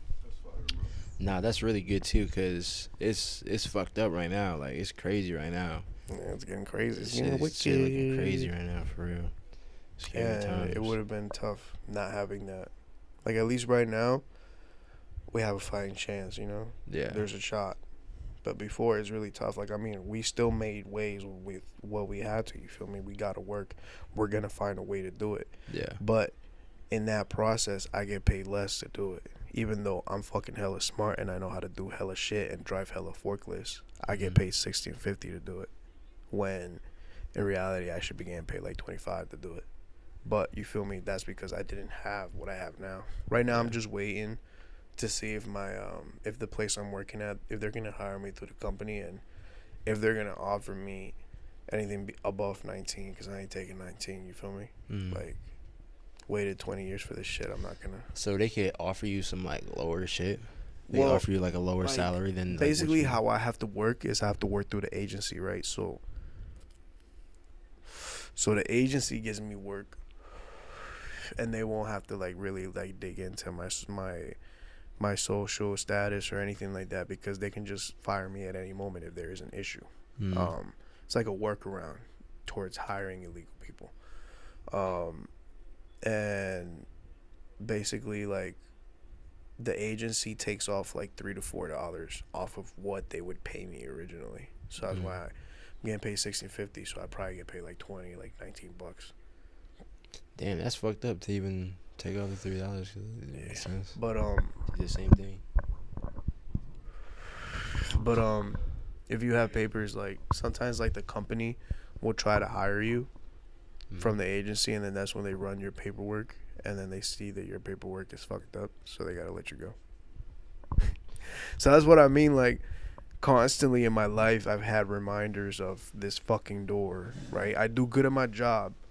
They want to hire me, but then they hit me up with the, we gotta let you go because your paperwork is not good, and they know because they just try to hire me through the company.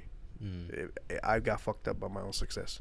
It's crazy that I say that, because I just thought about the correlation of that towards the last episode of Invincible. Spoilers alert. I don't want to spoil it for anybody, but it's something that like one of the characters says. He says, I am a victim of my own success. So that resonated with me a lot, because like that felt like me like throughout my whole life almost.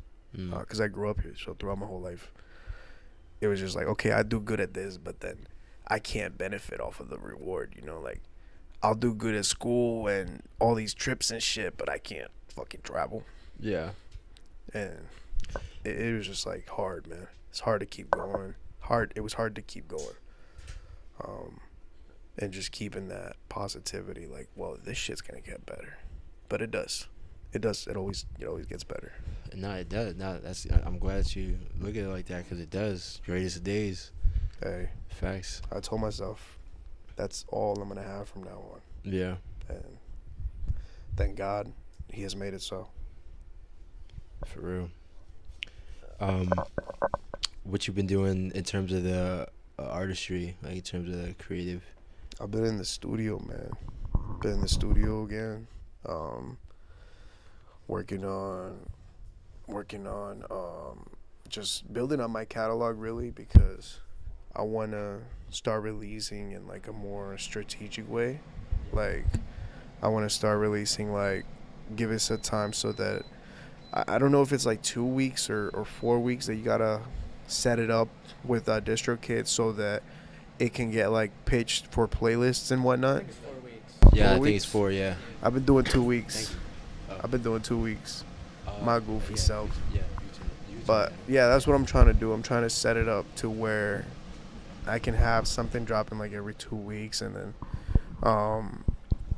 people have been telling me like to like work on like making like more albums and EPs. Like I'm gonna still have an album that'll come out close to the end of the year, but I feel like right now I'm just trying to really focus on, like you said, is growing that, like, okay, that core support system. Like, do I Yeah. really got people fucking with me? That's why I'm trying to not just get this scene created with the music, but hopefully get it popping with the streaming too. Like, so that it's like, okay, we're like you guys like how I play the game, or my personality, or how I have fun with the game, whatnot. I make music too, you know. But I really gotta push more on the streaming. I stopped for a little bit. I ain't gonna lie, because I just been getting out of work late. So I get home and I'm like, I get on the game, right? But then I'm like, do I really want to stream right now? Because it's been cool hearing you like reflect on how streaming has been for you. And like the other day you were talking about like you gotta keep them entertained for, like, you feel me? It's not Yeah. the same as hosting, like going up Real, like for 'cause like, I'm only on stage for 10 minutes. and yeah. then Yeah, I'm always you gotta yeah. entertain it for 3.5 hours. Three It's and a like, half oh, hours. Yo, shit. I be sitting there, nobody there. I know that there's nobody there. I know it's just me talking to myself, but fuck it, I talk to myself, bro. Yeah. I make it entertaining so that just in case somebody ever, oh, what's going on in here?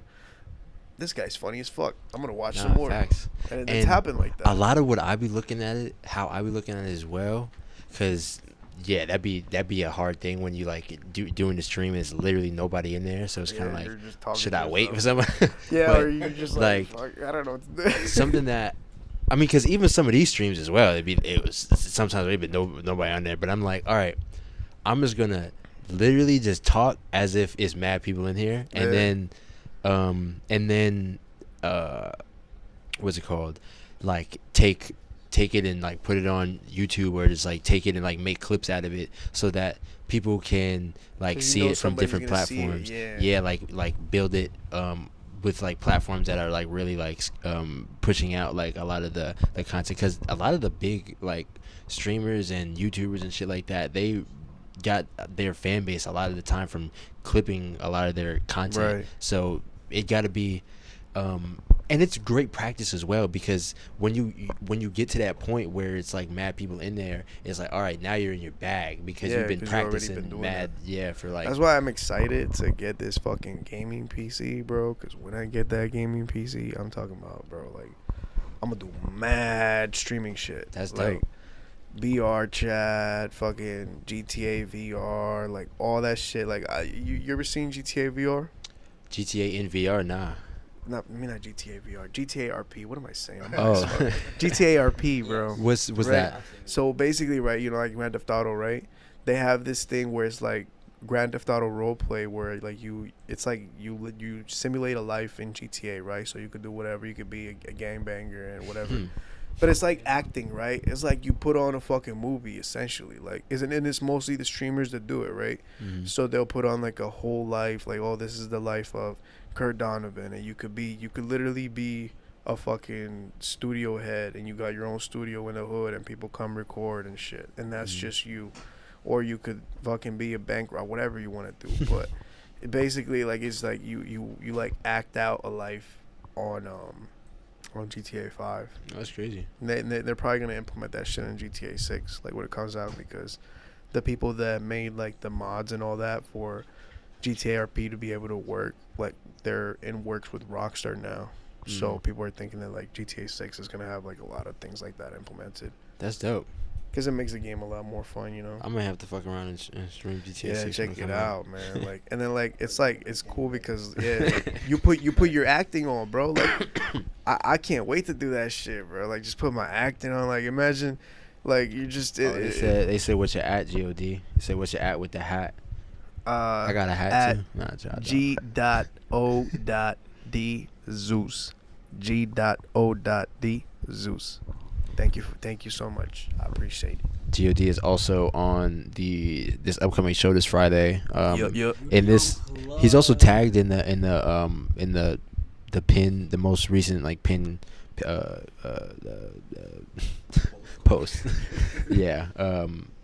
Yeah, he's performing this Friday as well at the UD Unplugged show. I gotta say, man, I gotta take a second to just thank everybody that has been showing support, man. Like, I put out a little post or something, and then like, you know, before I would just put it out and not say nothing. I'll be a little shy, but no, you gotta like.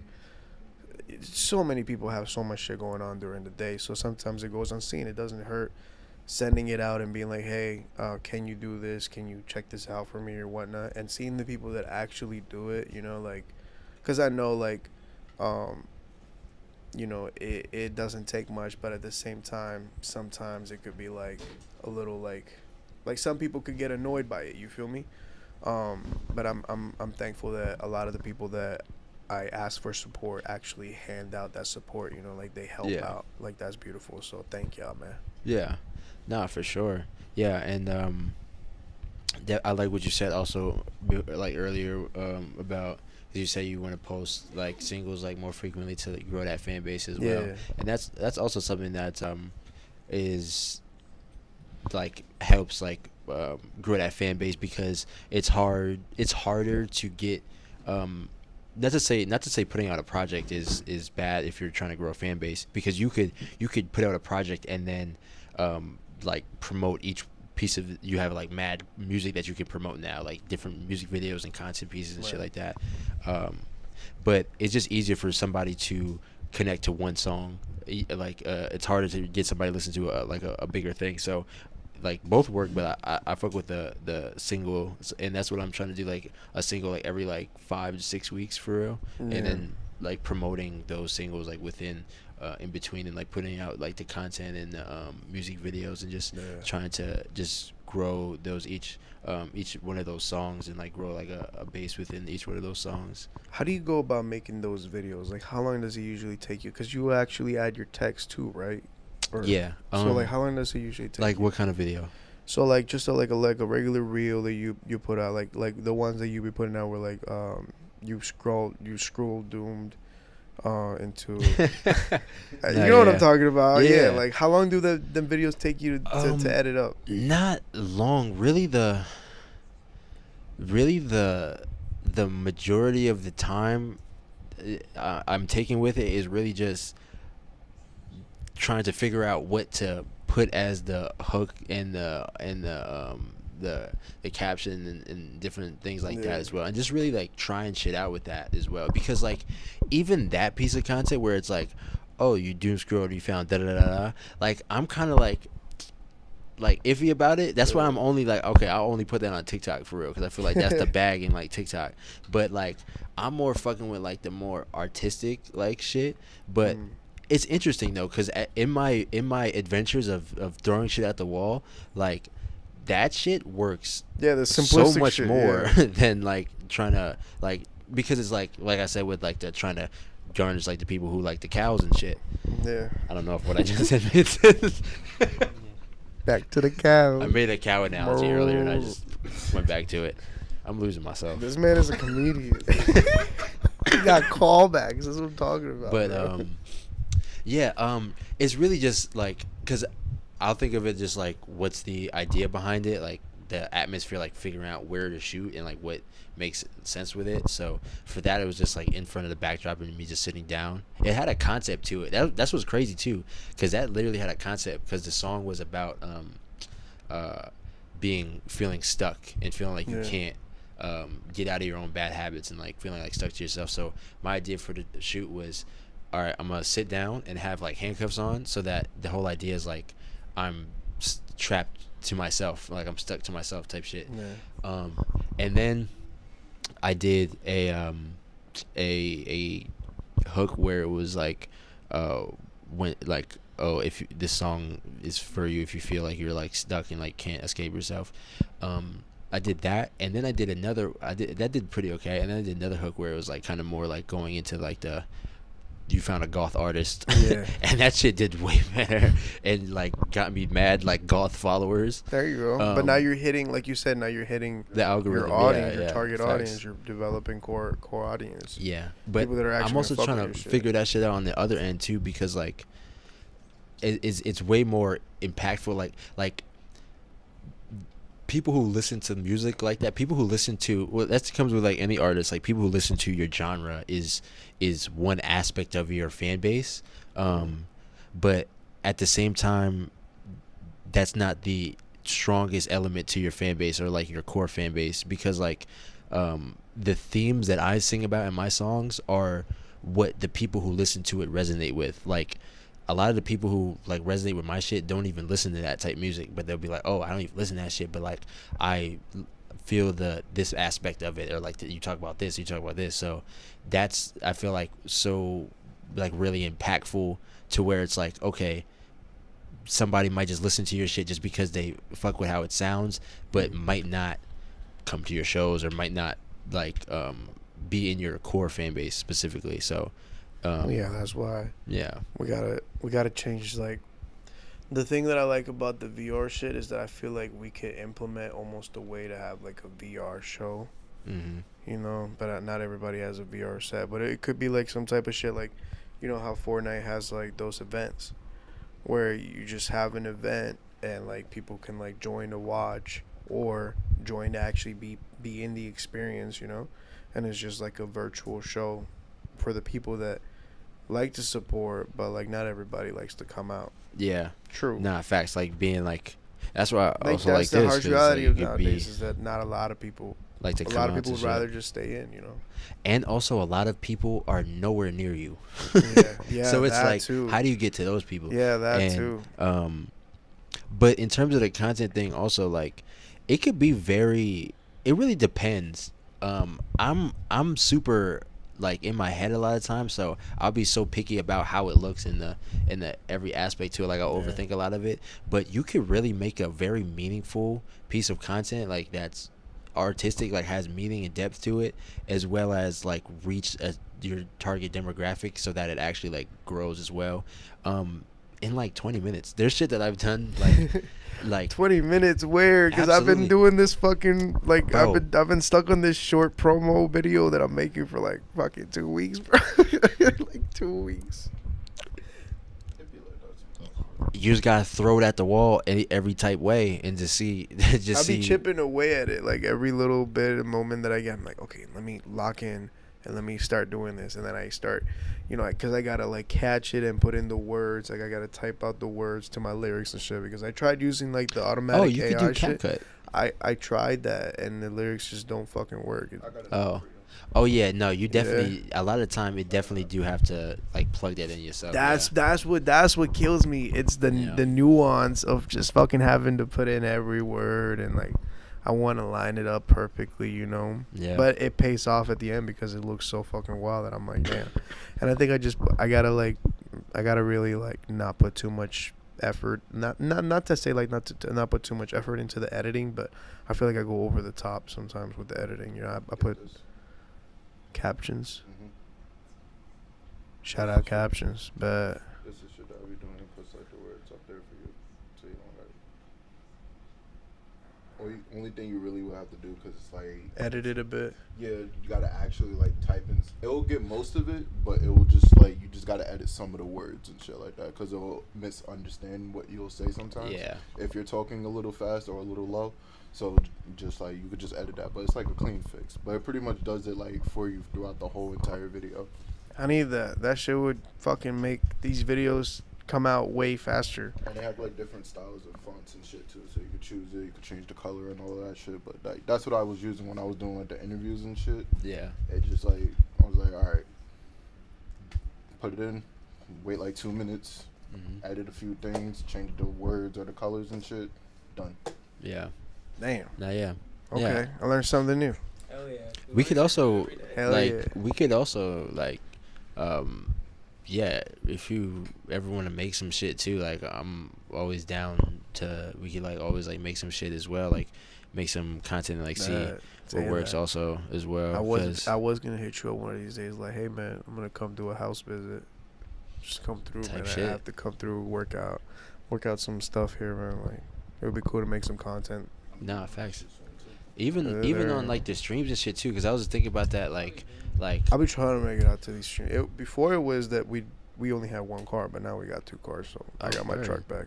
or like that. I would even I'm even wanting to make content like on stream too, like show like the behind the scenes of like us. I'm ready to making it shit freestyle. like I know that, you got facts. freestyling up there. I'm ready to free. Nah, I definitely do. Nah, word. We could definitely get in. All right, we about to get into the Wait, you games. wanna but interview him? I went. Yeah, I was about to say I have one last question for you. Okay.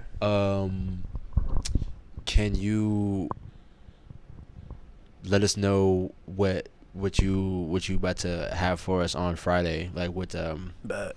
yeah. So I'm having a lot of new songs, like a lot of new stuff, new sounds that I'm working on. I've been really heavily stuck on the Jersey club sound. I have a lot of fun making those songs. Like the wordplay that I be using sometimes, I be coming up with crazy shit. So it just be a lot of fun, diving into those projects. So I'm gonna be having a lot of like a good chunk of Jersey club, and then I'm gonna have some ragers towards the end, and I'm gonna have a little special surprise at the very end, you feel me? But one of the ragers is Nymphomaniac, which is a song I just recently dropped out.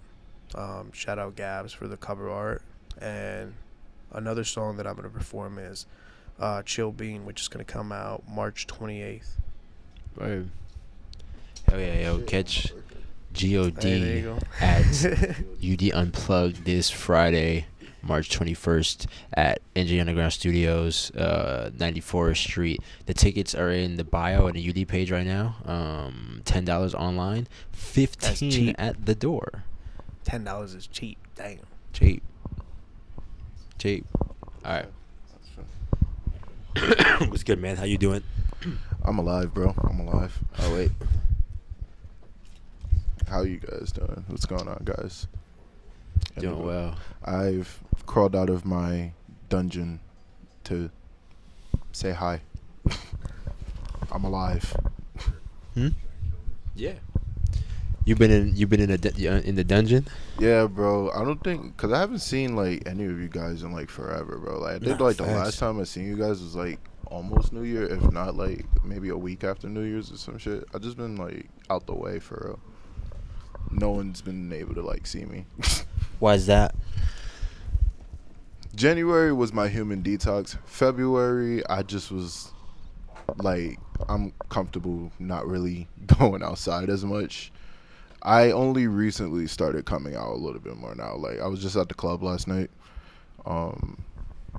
Shout out St. Patty's.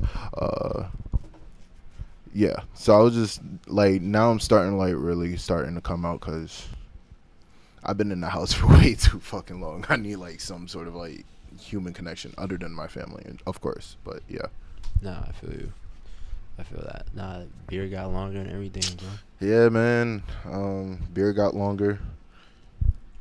I'm not gonna say that on stream, but you guys know why. Nah, facts. Not facts to that, but facts to just in general. What was I gonna say? But yeah, today's the first day you really been like out? Kinda, yeah. In a way, yeah. Besides last night going to the club, like Oh, today's shit. like me, actually like for real coming outside. So what's like the plan? I asked Videos. I asked both of them. Oh, they said, can you play one of your songs for the stream? You talking about G.O.D? Talking about Yeah, his G.O.D? G.O.D on. Um what's it called? What's like the I asked both of them like what's like their goal for like the artistry and like the crafts and everything like that. Um yeah, what's like your goal? Like what's like your plan now that you like out of the tomb or the what'd you say it was the cave? Yeah. Um like what do you want to do now? Like with the artistry and everything. I actually want to just like I want to make music. Honestly, same shit. I just want to make music and resonate with the people who it's for, and just leave a positive message for real. I know that's pretty vague. I know that's pretty much what every artist wants to do, but that's literally all I just really want to do for real. I just want to make music and just enjoy life for real. I'm no different from the next fellas, so just want to make music, and reach my target audience for the people who genuinely fuck with it. What kind of music you make? Before, I don't know. I was just making shit. Now I'm kind of in like a state where I want to make music that actually like means something, not just to me but to other people. I've been writing like a fuck ton. I have like so many fucking notes just worth of music just written. Some songs I've written for some people that you might end up hearing soon. And yeah, I just been writing a lot, but now I want to actually like flesh it out and just present it to everybody, so I could just show people like what Indigos Moral is really all about. That's dope. I put something on the wrong thing. Sorry. Nah, that's fire though. So what's like where do you want to go with everything? Kuro said he wants to be on Double XL and essentially kind of like a big artist, really. G.O.D said he wants to get Mr. Beast level money so that he can help and save the world. Honestly, save us, please. We need it. Ashley wants to make millions for evil. Cause she got out the mud, bro. She needed to do something, bro. Honestly, I just want to make the music that I genuinely give a fuck about and just be respected and do my part in music for real. Wherever that takes me, I'm happy with. As long as I'm just doing what I gotta do and like I'm happy about what I'm making, I just want to be respected at the end of the day. Right. Yeah. All right, bet. I'm late as hell with reading this comment, but Jack said there was probably 5 gum in those shrooms. Stimulate your senses. Oh, they're stimulated.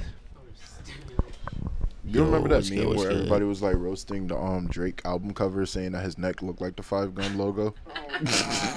Oh no. Yo, that shit had me crying. I forgot what was the album, that Drake album with it had Just Hold On, We're Coming Home on it and shit like that. No clue. Let me go look that. And things weren't the same or some shit, I think. Let me look up his catalog. I think it was called Everything Wasn't the Same. Let's find out.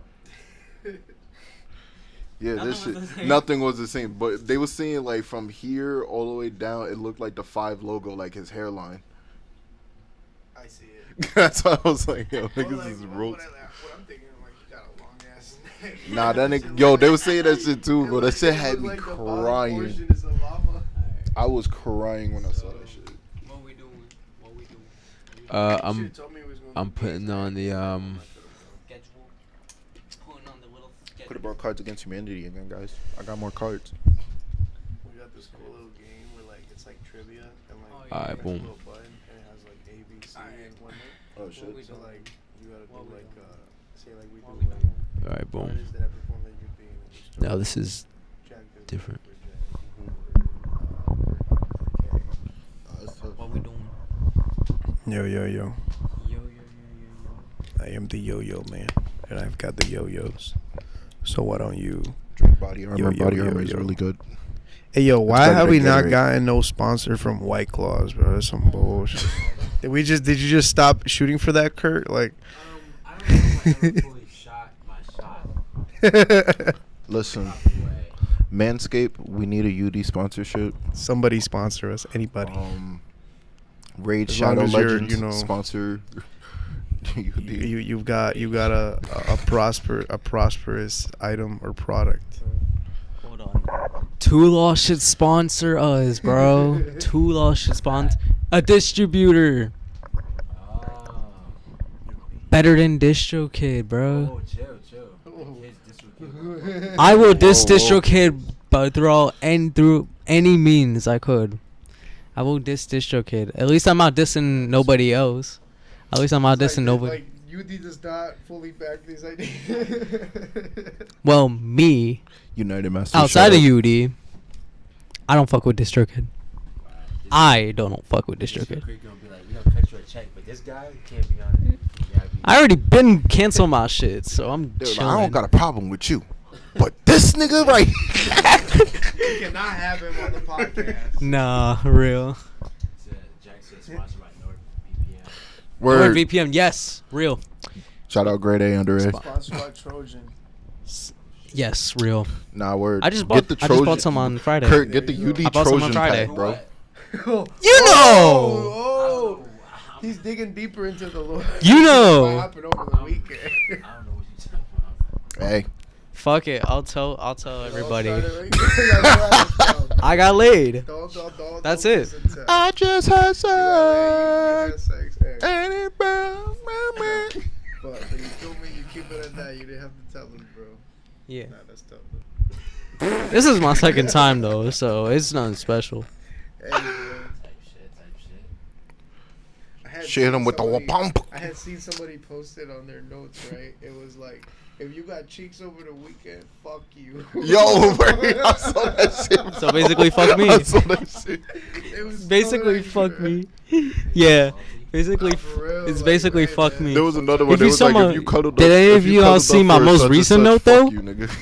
Oh, you feel like Mordecai. Yes. Oh God, not Mordecai.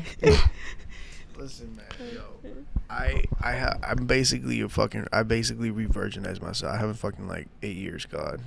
On word, bro. Hey man, it happens. Let's see. I'm waiting for the right one. Yo, nothing was the same.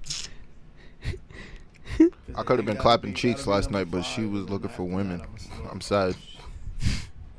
I was crying. I was like, damn. This has turned into something else. Oh, we're telling you the Anyway. late night. Anyway, We're back telling you to about back late to night depression. back to the interactive games. Said Raw, he was not. Bro, I didn't mean that literally. But anyway, Oh shit, anyway though, interactive games. I'm waiting for that right now. Yeah, we're waiting for you. man. to Listen, start didn't up, G.O.D say he wanted a freestyle, bro? Listen, I'm with that shit too, bro. Hey, Kuro, what about you? Let me see it. All right. Yeah, name it. All right. So, Jack W said cheeks over the weekend. Laughing emoji. Oh, yeah, I already said that. I'm losing it, you guys. I'm sorry. Oh, yeah, bro. So, games right here. I'm gonna be playing. I'm playing some these. Anything specific? Fuck with Indigo? Oh wait, sorry. I just got some. I got your songs. They still play the music. But songs. Post shit on SoundCloud and shit like that, but I'm gonna start doing that shit. But I mean, what up, bitch? I mean, everybody seems to like it.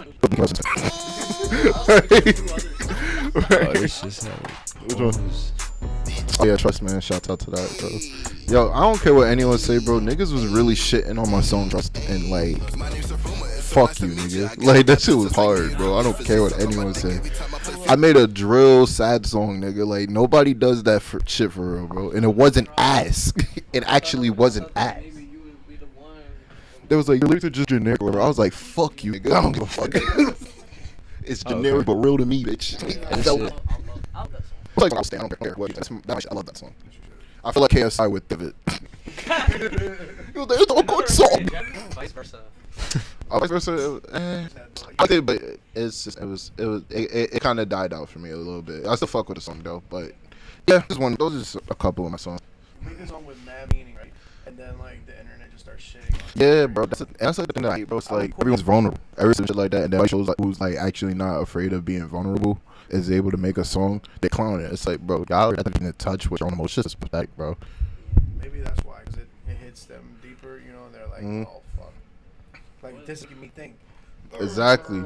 There's no thought that's really put into like music anymore. You want to be numb nowadays. Yeah, bro, but that numbness will kill you. Yeah. Trust me, it will. Anyway, Kurt, what's the interactive game for the night? Curry wants to play a game, bro. He's on a mission. Now I want to beat him just because of that. He's like, what's the game, man? Where's the game? No, I was just trying to. It looked like the The game. Damn, bro, I missed that. what's it called? It was lagging. I got 2K24, bro.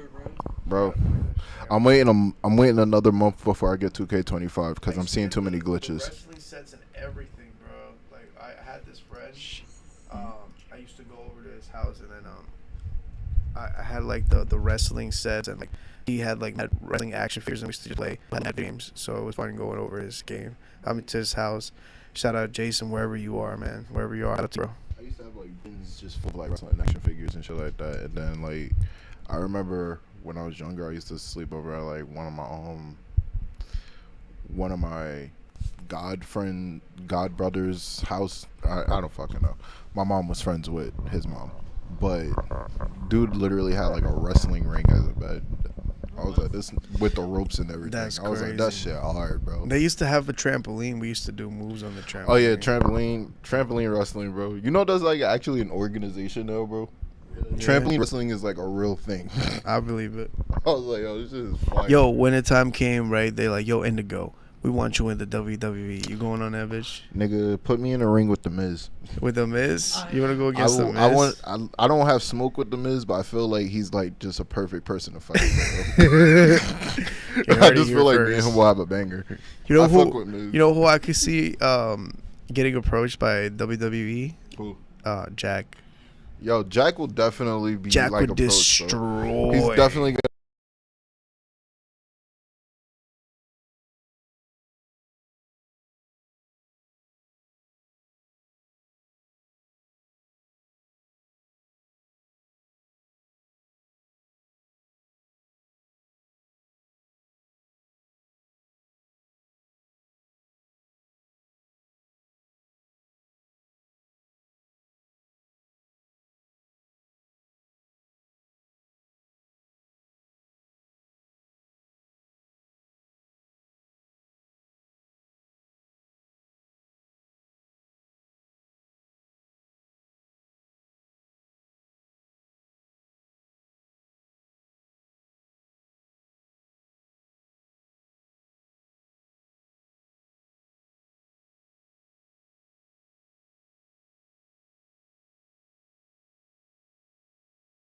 To have like a fucking segment with Rey Mysterio for sure.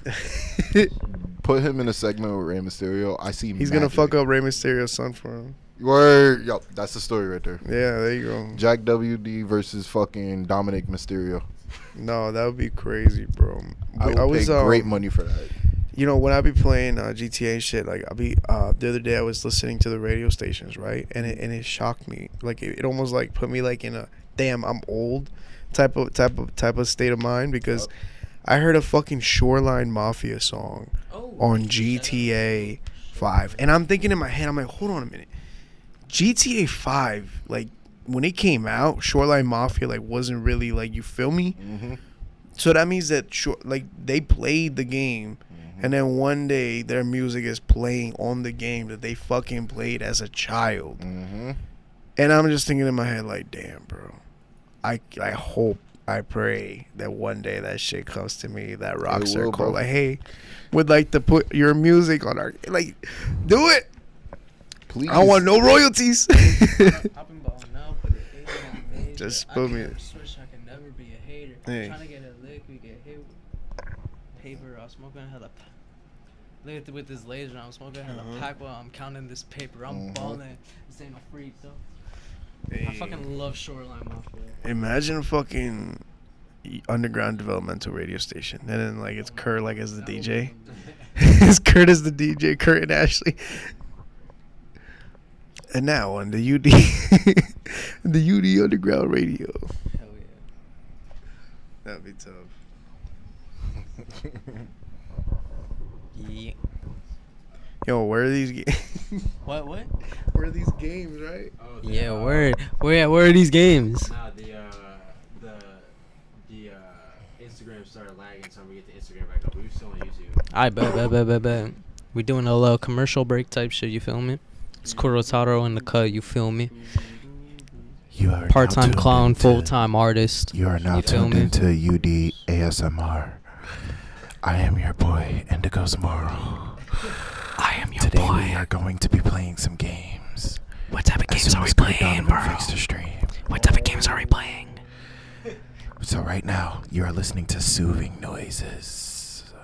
I'm going to be yes. ending sentences just like this. Just to soothe your mind. Stimulate your senses. Real. And eventually, when you just stay nice and quiet, I want you to remember that at night, when I walk into your room, I'm gonna tickle your toes. Very calm like. I'm gonna grab the baby oil. And I'm gonna wipe your arms, you ashy bitch! Yo, chill.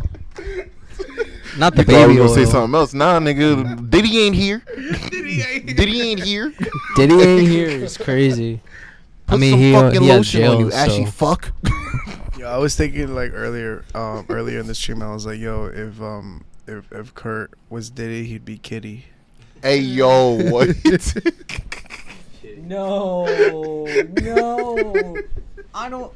Now that shit just entered my mind and I cannot see that, bro. What the fuck? Crazy. What the fuck? Yo. Kitty Smalls. Oh shit, that is funny. Oh nah, I had to, bro. Y'all brought it back up. Y'all brought it back up with the Diddy comment. It was gonna escape my mind, and nobody would have ever known about it. But now we all gotta know about it. Oh man, no, that's not a A moment. He said A. If I was, I might have been. Oh, I thought someone was doing. Yo, Kurt is on lock. I ain't did.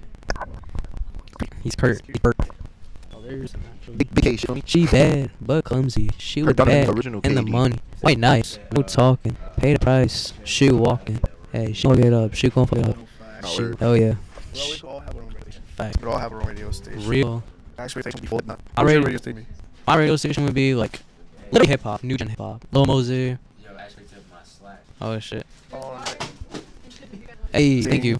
now that's so thoughtful. I was just messing around, not feel bad because I know that I was definitely in the back of Ashley's head, like, oh fuck. I feel like that definitely, like, I brought it up and then that was in the back of your head. You know, Damn. I can't hold up. Okay, war. We ain't playing game. Not me holding. Not me. Do you Yeah. think, is that GTA 2? No, he plays GTA a lot. I think he has a song on GTA though. I think probably rubbing off That's that what I'm paint. saying. Like people that think that hear a song on the game, like I bet that gotta be a crazy feeling. Gotta get that. Oh yeah. Okay. I can hear myself. I can hear myself too. No cap. Are we ready? Are we ready for the game? Fuck yeah.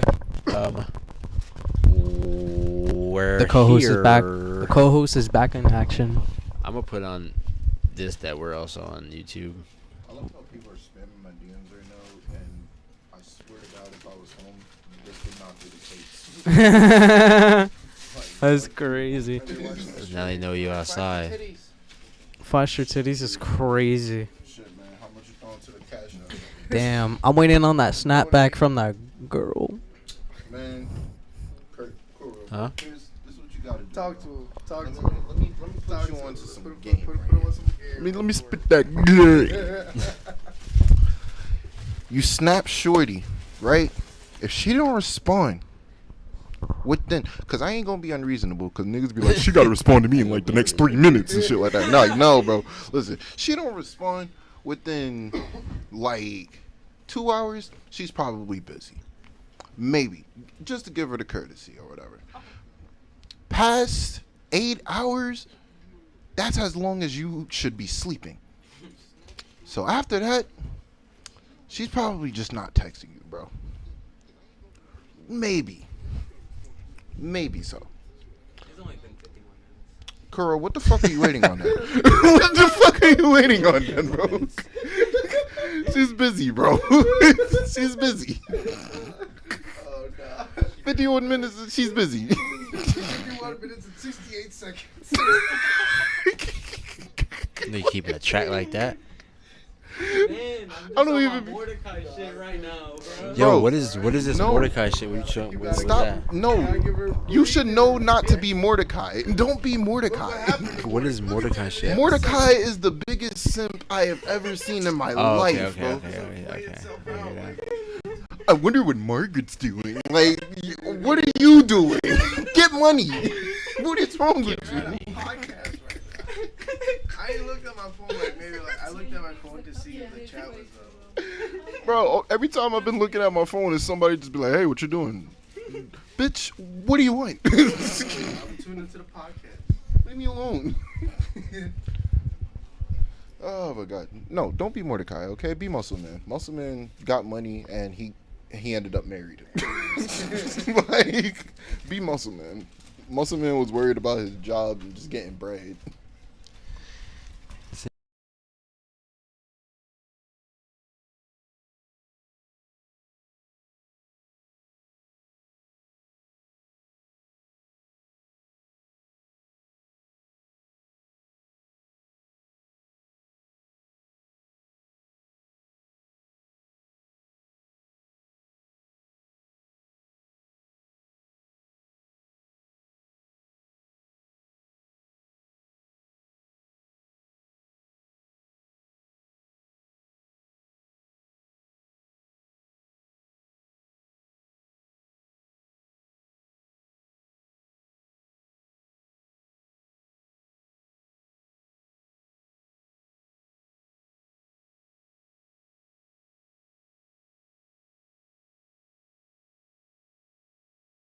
Anybody have a bottle opener?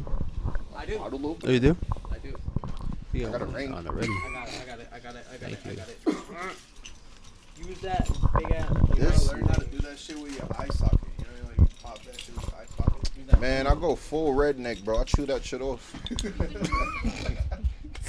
What? I lost like 5 of my teeth that way. I lost 5 of my teethers, but guess what? I'm still chewing. I'm still chewing. I'm Chewing still straight chewing. gums. Yo, you got mad keys. Kuro got Hell yeah. hella weapons. Nigga's a principal. I have like, I don't actually know where my keys are. I think they're in my jacket. I'm praying they are. Why you got so much keys? Because I could do that shit in like the Let's see. I got some for the Bro, that studio, shit is some for funny. my fucking redneck. school job. I and wouldn't some do that, for bro. my city job. Okay. And also, I got some 3D printed keychains and air tags. Nigga, is that a pepper Denji spray? keychain, and yes, it's pepper spray. Yeah. This Oh, nigga shit. got mace. Fuck with Kuro if you want to, bro. I got Fuck around and find Fuck out. with Kuro if you want to, nigga. You won't be able to see. Hey. You gonna be That nigga gonna take your vision. Mm-mm. Blind. All right. So like your eyeballs? Not for 5 hours. we are behind the schedule as always. But it don't matter. So for the live streams, we have games that we have at the ready just to be able to play some games because this is like Jimmy Fallon here. What the fuck is that? Oh, So yeah, I got the options for the games pulled up right here that I'm going to see what you guys want to do. We can pick like whichever y'all want to do. So for the options of the games, we have old UD video live reactions, which is watch and react to past UD moments. It could also be like shit that we have also put out and stuff like that. It don't have to be like necessarily like UD moments and shit. But making music, live collabs, and spontaneous track creation, like making music together. Would you rather artist edition? So that's like essentially like would you rather as artists, like getting to know each other better by like seeing which of these things as an artist would you rather take or do or such and such. Truth or cap, exposing stories behind the music. Off the dome, random topic, crazy beats, and pure freestyle energy. So, what did you feel? I am thinking truth or cap, or making music. But mainly truth or cap. I'm sorry. I said truth or cap. He was like, ooh, a chip. Let me get that. Mine. I need it. Oh, I'm completely cut off on this shit. Y'all ain't see what Kurt just did, but we saw. Yeah, we saw. I had to hide my actions. The game list covered him up. Yeah. So what y'all thinking? I mean, I like the exposing the truth behind the music shit and shit like that, but I'm always down to freestyle. Yeah, I'm fucking with collabs and freestyling. And yeah, I guess explaining the music, but mainly collabs or freestyling. Where? I said my shit already. I said truth or cap, or making music. But mainly truth or cap. I said that shit twice. But I gotta say it nice. I gotta say it nice. He's getting in the mood. Yeah, he ready to freestyle. All right.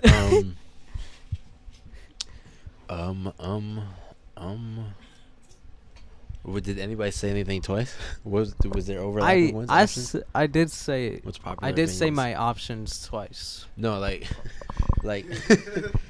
did you guys? Did anybody say something the same? Did you guys say similar things? Yes. Oh, yes. We said some similar shit. We said freestyling twice, and behind the music twice, and collaboration twice. All right, out of those three, what's your choice? I'm cool with whatever, honestly.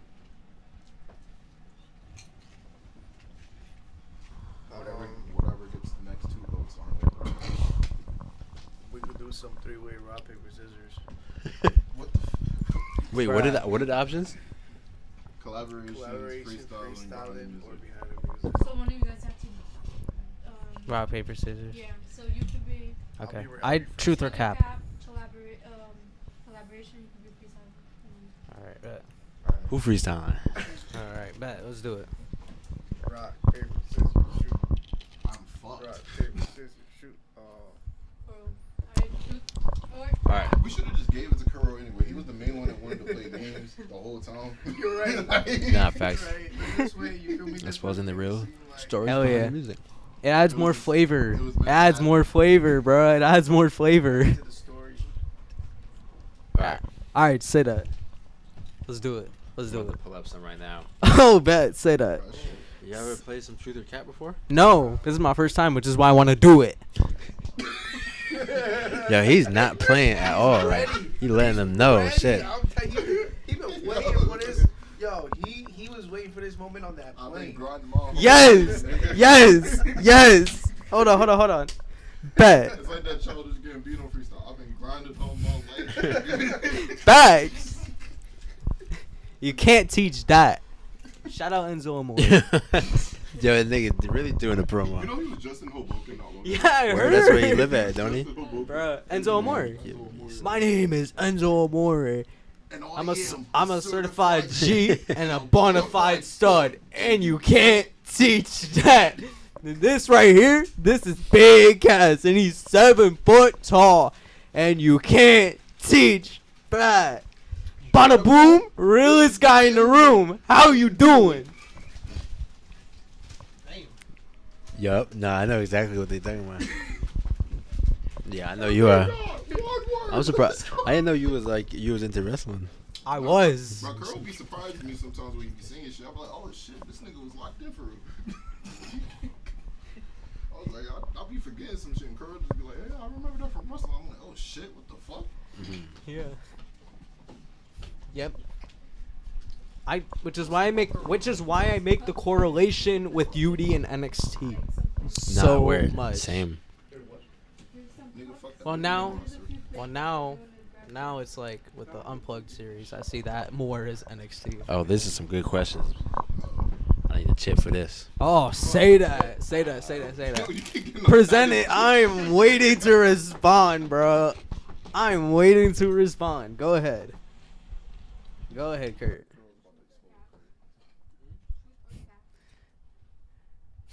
Everybody? The ones over here, yeah. Oh, I thought you was putting this for like us right here. You guys want it? I'll take one. I'll take one. There's also other pictures, though. This is the life right here. Chips and beer. I have food already. Chips and beer. Chips and beer. Yeehaw. I like me my mixed shit. Nothing better in life than some goddamn chips and beer. I'm alright. That one was enough for right now. I have food already, so All right. go ahead, present. Damn, I wanted to I think it was the Spotify. I put the Spotify on here and it started lagging. It lagged the whole Instagram out. Yeah. Alright. So you're not live on Instagram? Hmm? You're not live on Instagram? No, I'm not. I'm on YouTube right now, but I'm gonna start asking questions while I try to get back on. I'm gonna try to get back on here though. Truth or cap questions. All right. Sorry. Hmm? They're ready. What y'all doing? What happened? We're trying to open this shot shit. Shot o'clock. Yo, I'm saying, right? Yo, you want to know what's funny? I won that bottle at one of Cher's shows. Like, I think they were like handing out shots. No way. hmm They were be just doing throwing that these for? out. This is that old. I wonder if this is like fermented and whatnot. It's like super strong. And that's a powerful shot right there. Ooh, What is this? I don't know. Put hair on your chest like mama. She was nice. Can I see the front? Goddamn. Damn, that's a lot. I took half of it. That's a lot. I'm assuming that's vodka. It tastes like vodka. Damn. All right. Still got me twitching. So, what we doing right here is yes, we're going to be playing Truth or Cap Artist Edition. So essentially, what that is like just like asking artists like questions, and well, not asking questions, but like saying a statement that some artists do or some artists might not do, and then we're gonna say whether that's truth or cap, and if it's truth, like explain like why it is the truth.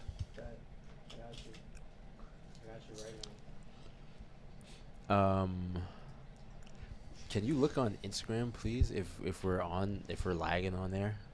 Because if we're lagging on there, we might as well just get the fuck out of there. Like, what's going on, dude? Like, come on, man. All right. Like, I just want to stream. First question. Like you're not even live on Good God.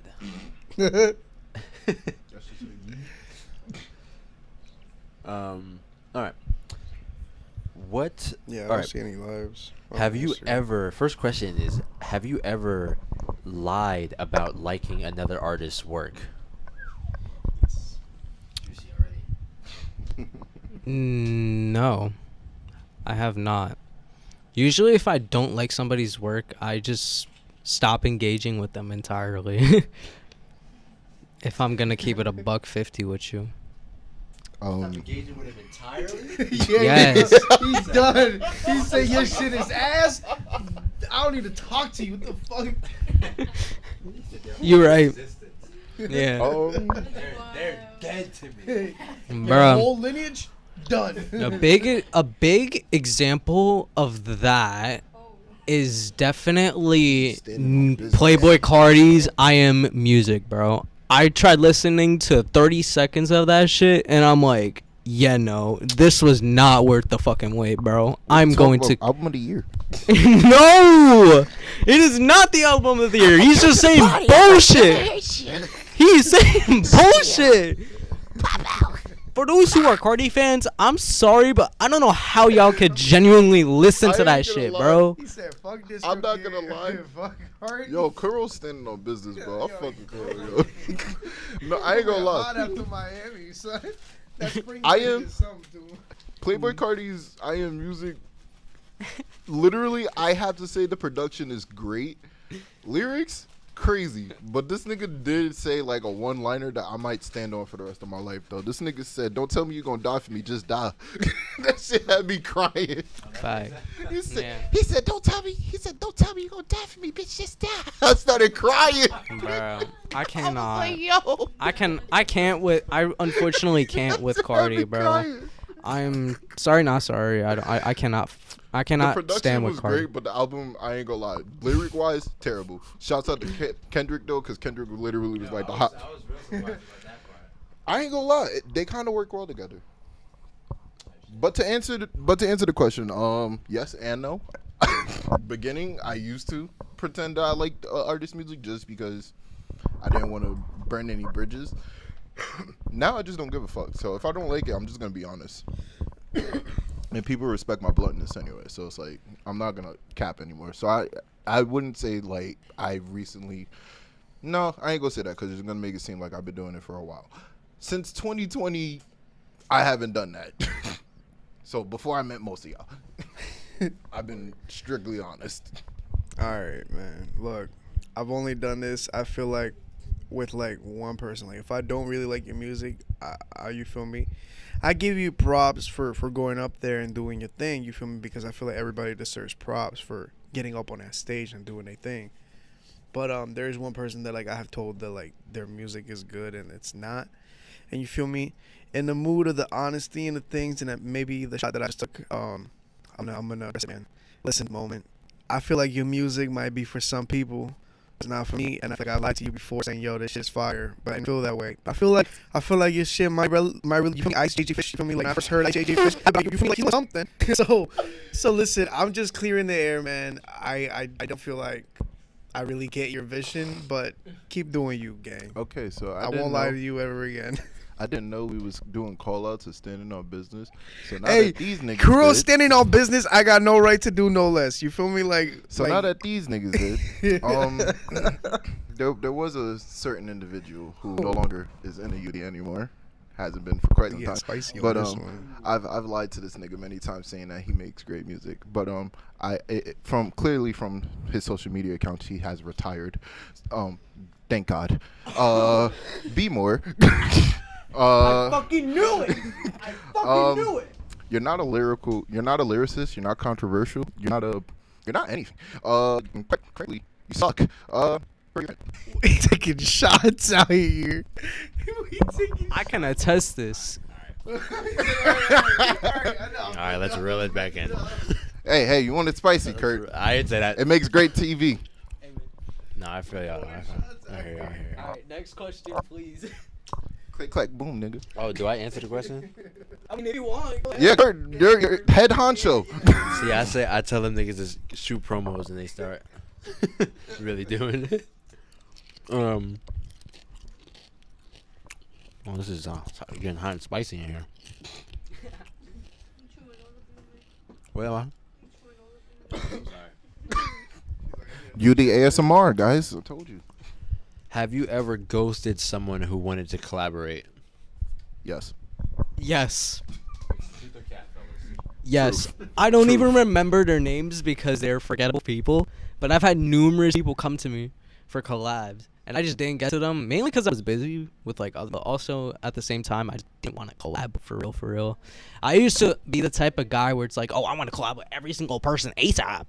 But also in the same instance, you gotta take into consideration of, does it make sense for you to collab with this person, or does this person make the same type of music that you do? Not that I'm not open to be told, like, the best way is you can't mix water with oil. That's how I see it now.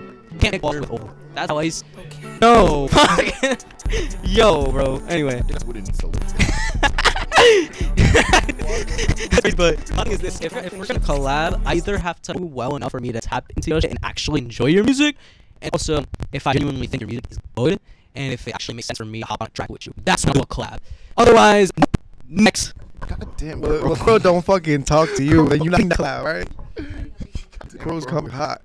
This nigga came back from Florida with a whole new demeanor. We having difficulties. Some difficult guys. Whoa. That's I'm still recording on like the stream, so I have it. It's not gonna be like that. Well, I would say truth.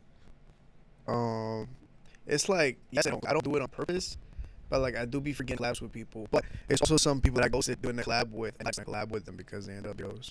So like, you feel me? Like, I'm glad that collab never happened. And there's people that I've done a collab with, and I'm just not, that song's not coming out, buddy. It's not coming out sustainable.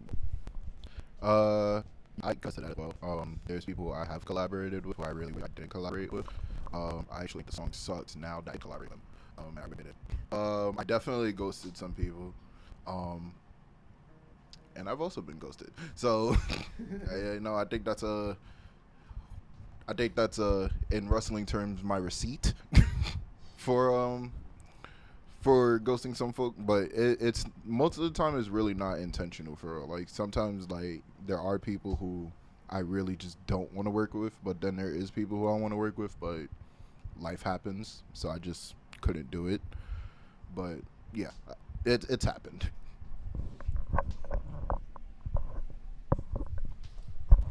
Truly. I have never done such a thing. No, I'm lying. I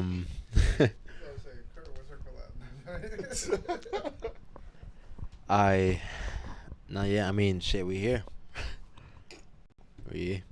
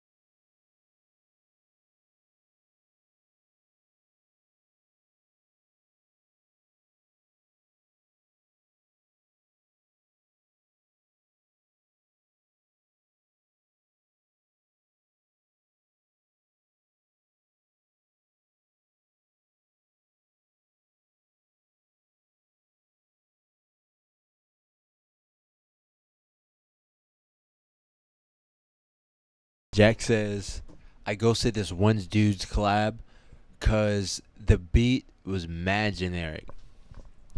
Too generic, man. Listen, Jack, if you want to fucking talk, you should have been here, all right? We're not going to read your comic. No, He's No, sick. play. You gotta. I hope you get better, Jack, all right? I know you sniffling right now. I might do a Zoom. What's it called? Like a Zoom. Yeah.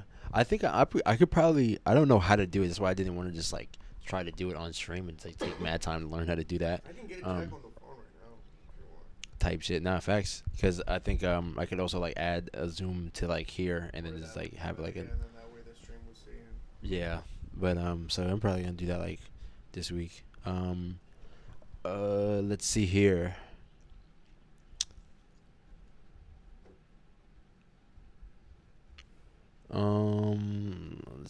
Let's see.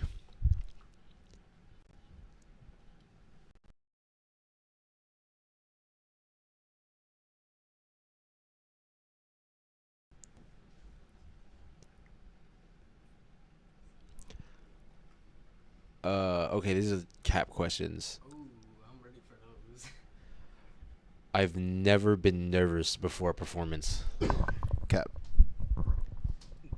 Definitely cap. I was nervous when I first started performing. This was not even at UD. It was at some random ass restaurant. Yeah. Indigo. Yeah. Yeah, we went to the yeah. That's how me and. That's actually how me and Kuro. No, we met at a video shoot, but Kuro's like first time performing. We used to perform at a restaurant that was around here called Carvero's Barbecue, Yeah. and it was like an open mic slot, so you could just like go up as many times as you want and Yeah. do your own shit. You could sing a song or whatever. It was just for anybody that was just willing to come through, get some good food, drinks, and hear local artists that just wanted to present themselves and shit. So that used to be like a weekly gig Yeah. for us and shit like that. So yeah, Yeah. I remember it. Shout out to Carvero's, man. Shout I out to miss it. Carvel. That shit had good food too, bro. Great ass food, bro. Great ass food. $5 margaritas and shit. What was the question? You have never been nervous when Man, you know I ain't never been no fuck now. That's cap. I have. I think still to this day, like leading up to the show, like the day before it, I'll get nervous, and then like going to the show, I'll get nervous. I'll just be nervous the whole time up until I'm on the stage, or like up until like I hear my name, then it just all goes away, and it's just like I zone in, and I'm like, all right, I can get this shit done. Yeah. What I really struggle with is like my breath control, like trying to sometimes get a handle on my breath control, because I'd be challenging myself to do more and more songs, because eventually that shit comes, we're gonna have to do more than 5 minutes, we're gonna have to do more than 10 minutes, Yeah. we're gonna have to be able to do 30 an hour or whatever. But yeah, like I definitely still get nervous like going up to the stage, but once I'm on the stage or once my name is called and I know that I'm up, it all goes away. I don't even think anymore, I just act. Yeah. Nah, that's great. No, that's a great place to be at. In the artistry for real. You gotta answer it too. Oh yeah. Like you're not answering. He's trying to get away with that. Oh, that's super cap. The last two questions. My fault. No, he answered the last one. He said that he has ghosted. Oh yeah. Oh yeah. Okay, go ahead. Go ahead. But that's super cap for sure, because I've definitely I still get nervous like right before I get on stage to do anything, like I even perform, just to talk, just to even like just do whatever. I get nervous to go to a show, even if I'm not doing shit. Yeah, no, for real. So like it's nerves galore, but yeah, but I feel like it's just a matter of that's caring. Like if I don't get nervous about it, like why the fuck would I even do it? It's like I don't even care about it if I'm not getting nervous Right. about it. So, have you ever secretly disliked a project you released but acted like you loved it? Yes. Yes. Luckily though, those projects have been taken down. I released a project called Post Time Skip back when I was not Kuro, and that sound at that time was very rusty as fuck. At the time, I was like, oh yes, I made a fucking album. Took me a whole fucking year to do, but also at the same time, I didn't really take that time to like work on my sound for real. I was just willy-nillying with everything. Some of the songs I've kept, I've re-released as Kurotaro, but most of them, they staying straight in the vault. But even if you want to access them, they're in my archive SoundCloud. That used to be my main. So if you want to find that, it is Kurotaro Archived number 2. I definitely have released some shit that I was like, oh, this is fire, and then I re-listened to it like a year or two later, and I was like, this fucking sucks. Like, and I definitely archived a lot of shit. I still have people sometimes whenever they be on my SoundCloud to show that they were like, "What happens to this such and such?" I was like, "It's ass. You're not getting it back. I'm sorry. it's not seeing the light of day. You should have downloaded it. It's gone." um, but yeah, I had a project that was called Low on Love back in 2019 when I wanted to release music. Ass. You're never gonna find that shit ever. You're not gonna find it. It's gone. And then I released another one during the pandemic. It was like a screamo trap metal project called A Joker Smile or some shit. Gone. You're not seeing that ever again. So yeah.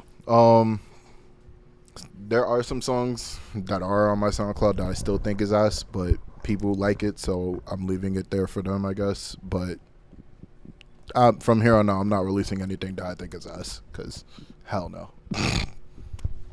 How about you, Kurt? Or no, G.O.D. I feel like yeah, like I definitely released some stuff that I wish sounded better, but I feel like it's mostly like it has to do with like the way that maybe like that it sounds or the way that I delivered some lines, maybe like that I didn't put enough energy into it, or just that I was fairly new when I made those songs. So like there's like a lot of songs that like I want to remaster. As for like things that I put in the vault, I feel like if it's only in the vault if I've like forgotten about it, like I forgot to put it out or something, which I have found a couple songs where I'm like, oh, I forgot about this, or somebody would tell me about it. I'm like, oh damn, I forgot about that song.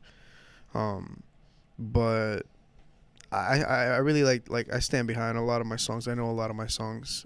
Some of my songs might not be like well interpreted or well taken, but I feel like I stand behind a lot of my artists because like that came from somewhere, you know. So of course I'm gonna stand behind it, but it's more of in a sense of I wish I could have done it better, or I wish I could have delivered something better, or maybe done something different with the sound, you know.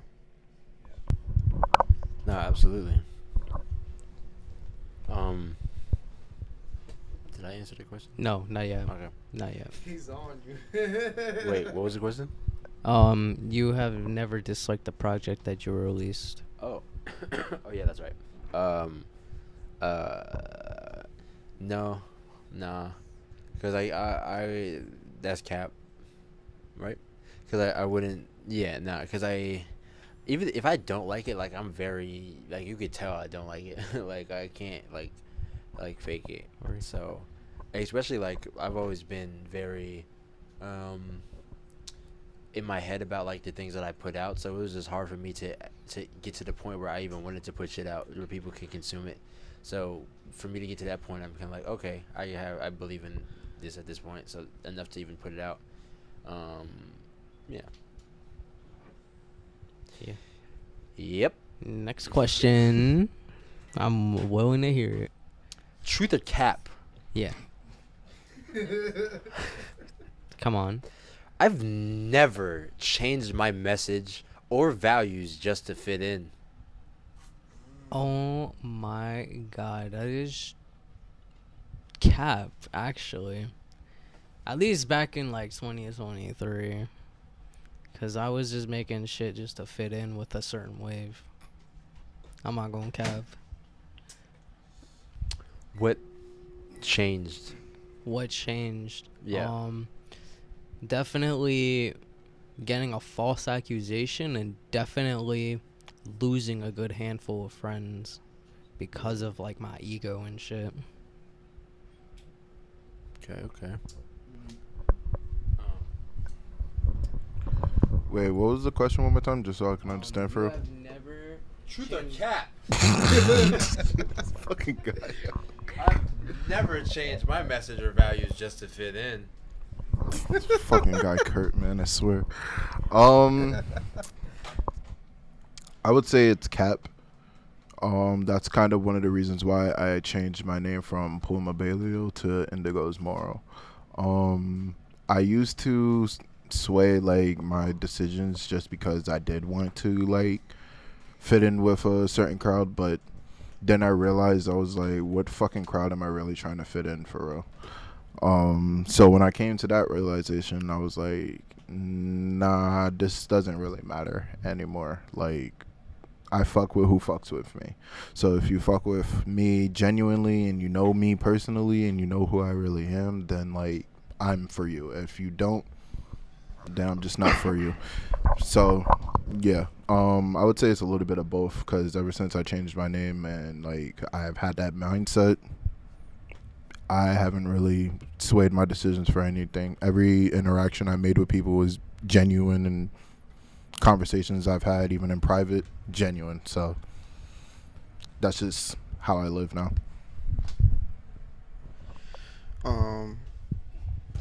I would have to say that. Wait, what was it? Is cap or what? True the cap, right? It's I never change my message or values just to fit in. Yeah, no, that's one of the things that I try to, stay as strong as possible. My message will always be the same. My mission will always be the same. My plan for this music will always be the same, and I try to stand by it because as men, like, essentially that's our word. That's all we fucking got, really. You feel me? My dad taught me that when I was very young, that a man's word is the only thing, that and his boss is the only thing that he's got in the world. You feel me?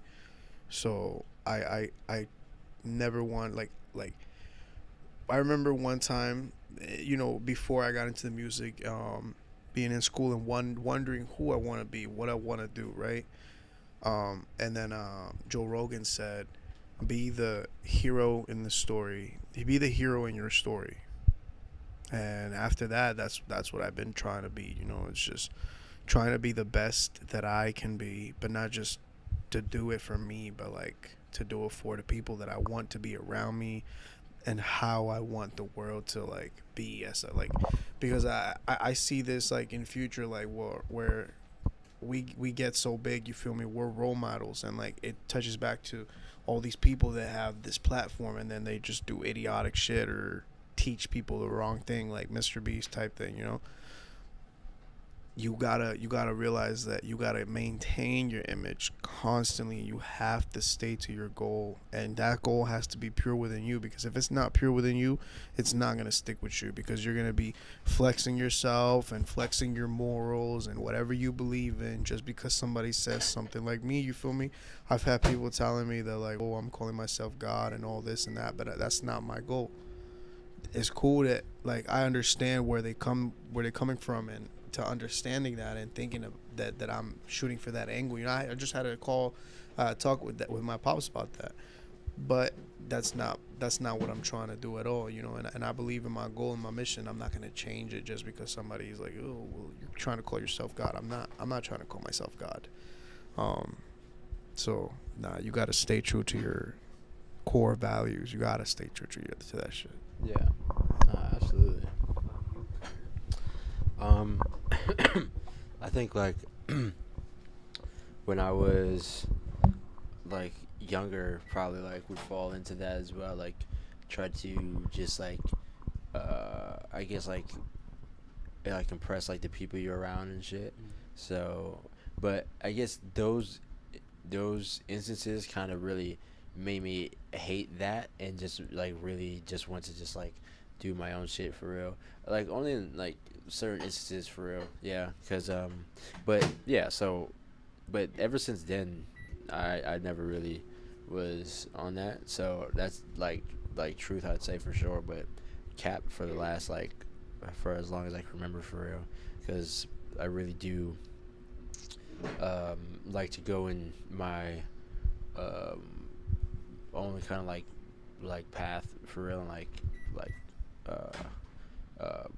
pave like my own way and a lot of shit. So I would say for recently, but that has been a truth for me for sure at some point in my life. Yeah, absolutely. I like this one right here. Wait, what is this one? I've never let ego get in the way of working with somebody. Cap. cap. But I had a good reason behind it, though. I'm not gonna lie. Mm-hmm. There be times, like I said, where people be hitting me up. Oh, let's work. Let's see. A lot of the times I don't respond to those DMs because sometimes I'm like, I will go listen to their music, but I'm like, this is not on par as to what I usually do for real. And I usually try my best to work with those who have like a professional sound when it comes to their music, and I usually try to work hard to make my shit sound professional. And if it doesn't sound remotely close to being professional, I'm just gonna indirectly decline. Mm-hmm. Because like, not only do I want the lyrical content to be good, I want the quality to be good, especially on the fact that if I'm putting this on all platforms, or if they're putting this shit on all platforms, oof, I don't know, man. That's how I personally feel, though. But how about y'all? I wouldn't necessarily say it's like ego for real, because there's definitely people who who wanted to collaborate with me, but I just personally didn't personally think that like it would make sense to work with that person. One, either they're just like not doing what they're like normally supposed to do, but also it's just me as an artist. I'm just very picky with who I work with. I'm not just gonna like work with just like some random ass dude from Kentucky with like who makes like fucking, I don't know, like something, and I'm like, I don't even know you, for real. And it's like, I would rather work with people who I know, just because I already have that bond with them. I already have that level of respect. Now, if it's like me getting a feature from somebody or some shit, or they wanted to get a feature from me, if like, sure, you really want to work with me, like, that's a business thing. So I don't know. I don't really let my ego determine like who I collaborate with. I just like go off a vibe for real. So if like, I don't know, some of the people who wanted to work with me and I said no, if you think I got an ego, okay, I guess. Yeah, no, I mean, I really like to like I definitely have an ego, but I cut my ego at limits, you know, like I don't let my ego ever getting to the process of becoming better as an individual and as an artist. So I'm very open to feedback, you know. I feel like the only time I would let my ego in is when it comes to like defending my friends, or like really standing behind my music. Like I'll always stand behind my music, but I don't think I've ever let my ego come in between working with somebody. Like I want to work with people, man. Sometimes it'd be hard to get people to work with me. You know, I definitely have people that have said yes, and I've got to get to them. But nah, like, can't have ego, man. Like for certain things, you can't have ego. You gotta be open to working with people and listening to what some people have to say. Like, if it apply it. If it don't, you let it fly. That's my motto. Absolutely real. And if anything, too, it kind of goes hand in hand. My statement kind of goes hand in hand with what both of you said. And it's for me, I felt like I said, oh, I let ego get in the way, but it's like, it's really more or less if I know the person for real. Cause like, I don't like to just work with anyone for real. If I'm gonna keep it a buck, if I had like a long, let's just say a very good bond with someone, or if I'm like friends with them, cool, I'll work with them. Fuck it, you know what I mean? And also I take into consideration deadlines. Like, let's just say I send somebody an open and I want it done by this time, right? Sometimes I'd be waiting months for fucking opens to be sent back. And I'm like, you know what? Fuck it. I'm going to just release it by myself because I'm not waiting any longer. And I'm not trying to, like, not release shit. You feel me?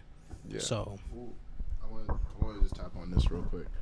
Because I was watching an interview from DC to Don. And he said some really, like, true shit. He was like, I don't write songs and just leave opens for niggas and shit like that. Because the interviewer asked him like, "Oh, is there any people you want to like have featured or whatever?" He was like, "The reason I don't do features is because if I'm writing a song, I don't just leave opens for niggas and shit like that. If I want a second verse on the song, I'll write a second verse. I'm just confident in my ability like that. That's why I don't do features for real. But I'm not also gonna spend like thousands upon hundreds of millions of dollars on a feature for a nigga that more than likely don't care about the song and shit like that. It's gonna show up like 3 hours late to the video shoot and not even promote it for real. So it's like if I want the song to have like another verse on it, I'll put another verse. But I'm open to working with niggas. They just gotta respect what I'm doing for real. Yeah. And like care about the song just as much as I do. No, absolutely. No, I definitely. Yeah, I kind of relate to what you said because I don't really look at it as ego. It's kind of because like It's a respect thing. Yeah, you gotta value your time and the energy you put into like the things that you do and like the people you involve with like the things that you do, and I feel like that's just like a more intelligent way to do things rather than just be like, I'm gonna say yes to everybody in the world just to be like everybody's like superhero for real. But no, it gotta be some form of, I feel like some form of making it make sense for real, because then you could also put yourself in detriment by just trying to help every last person you see. So well, if you don't have the time or the funds or the things like that, so yeah, it just, you gotta make sense with everything that you do. So yeah, and it's reflective of you as a person as well too, who you're working with. So it's like you gotta really be picky about some shit like that. Some people will see it as an ego thing, but you gotta think about it like for longevity. For us, like I associate myself with you. How would I look 10 years from now that I associated with you? Like, is it going to be a good thing that I worked with you, or is it going to be something that I'm going to later regret? So it's like you got to think about shit like that. It's not really an ego thing. It's just you have you yourself, you're a brand. You're representing one thing. You need to make sure the person that you're associating with also represents kind of what you're representing as well. So it just makes sense like that for real. yeah, no, absolutely. I went to do a couple more, but I went to also at some point I wanted for the thing to close it off. I wanted to. Would you want to perform like a song or two to give him a little taste? Where Do a little something. before we do that, do you guys want to play another game, or do you guys want to like make like a quick? How long you guys got? I'm chilling. Like, I might be out like at 11:30. All right, bet. So like an hour. All right, so we could play another game before we do like the performance type shit. All right, I'm just gonna ask a couple more though. Boom, boom, boom. You know any good like taco spots around here? that are Taco open? spots, yeah, for sure. La Brujeria.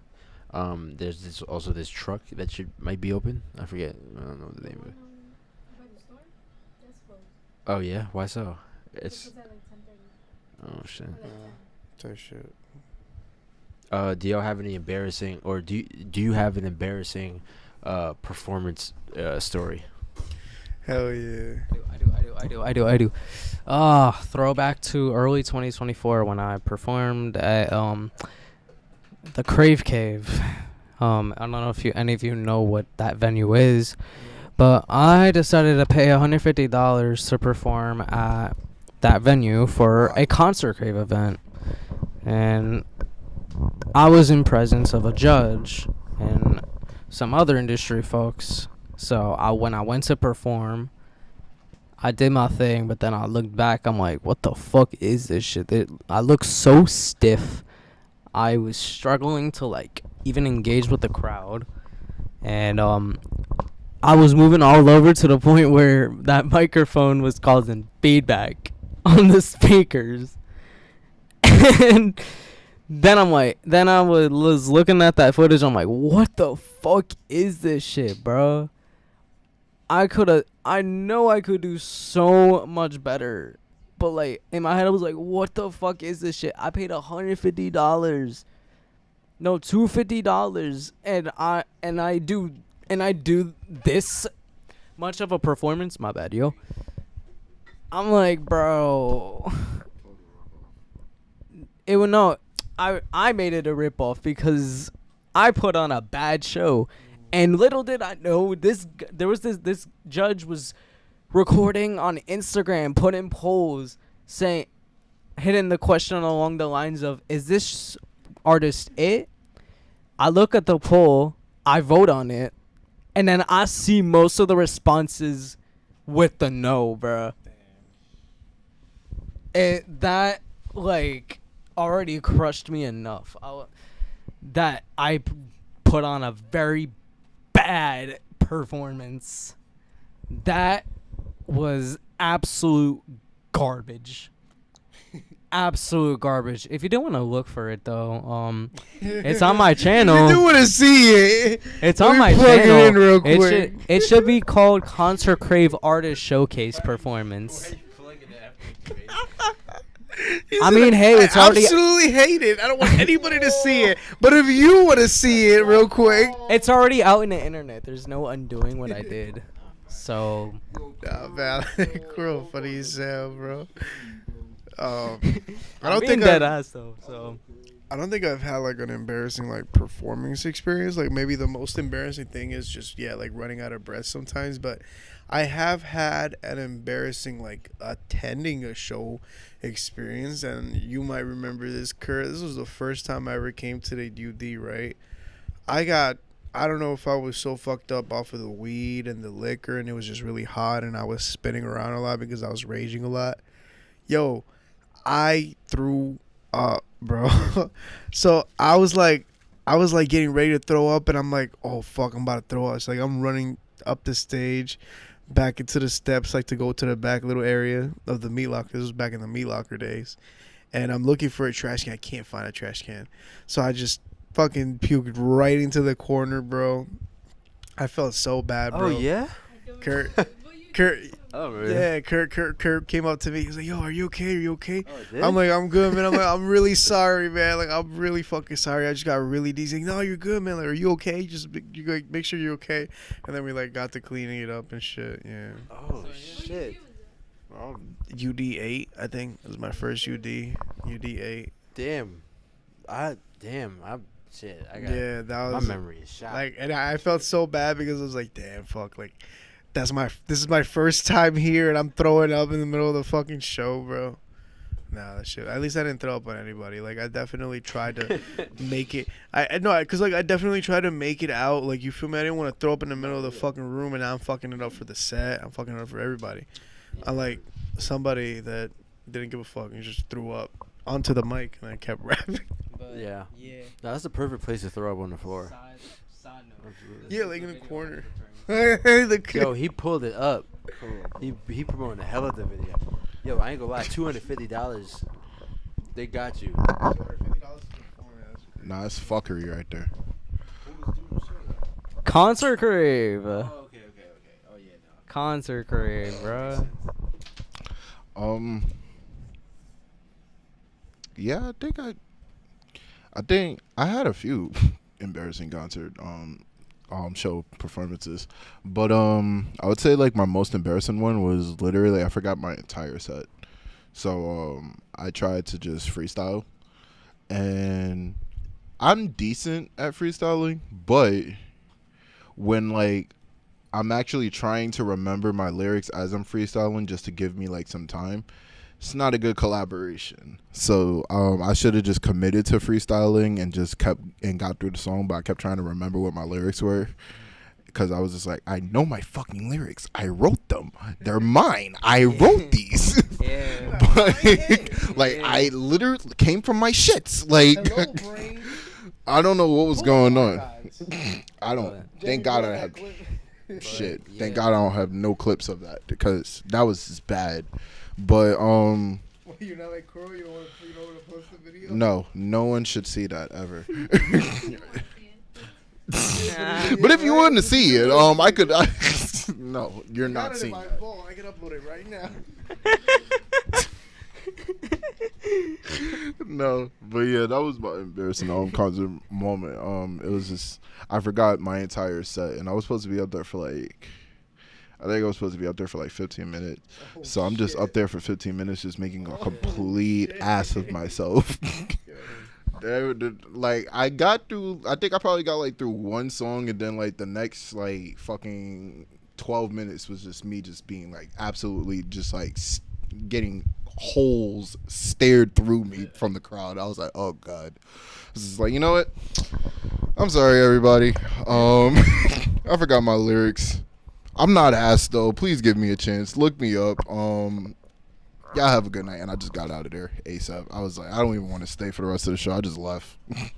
Yo, I feel like comedians, right? Like comedians go through that like moment of just shitting, right? Like completely being ass. But we artists have those moments too. I'm glad, like maybe like the closest that it's come to me having a bad set is just like the people in attendance. You know, not that many people there, but even when there's like 3 people there, I still try to give it my all. You know. I think like the only thing is probably like running out of breath. That would be my problem, is running out of breath or some shit.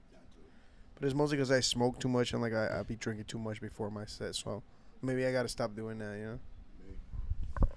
Nah, I feel you. Give like a weak tolerance break or some shit.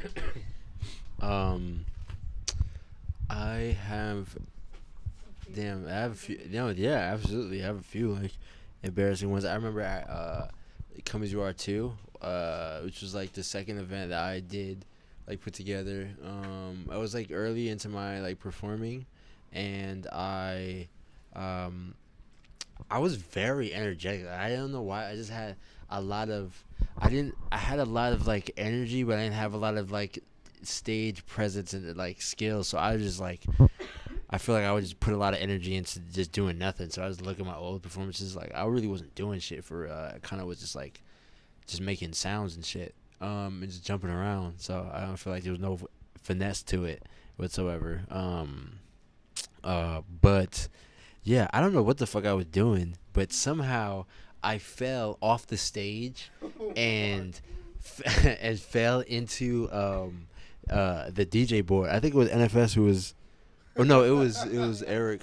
I fell into the DJ board and I thought I fucked up the whole thing. But I don't think the DJ like shit fell, but I fell into a whole table and like fucked up the whole table and like got back on stage and shit like after that. So that was embarrassing. Did you fall like Travis Scott with auto-tune? Like, yeah. Nah, I don't know. But if you want to see that,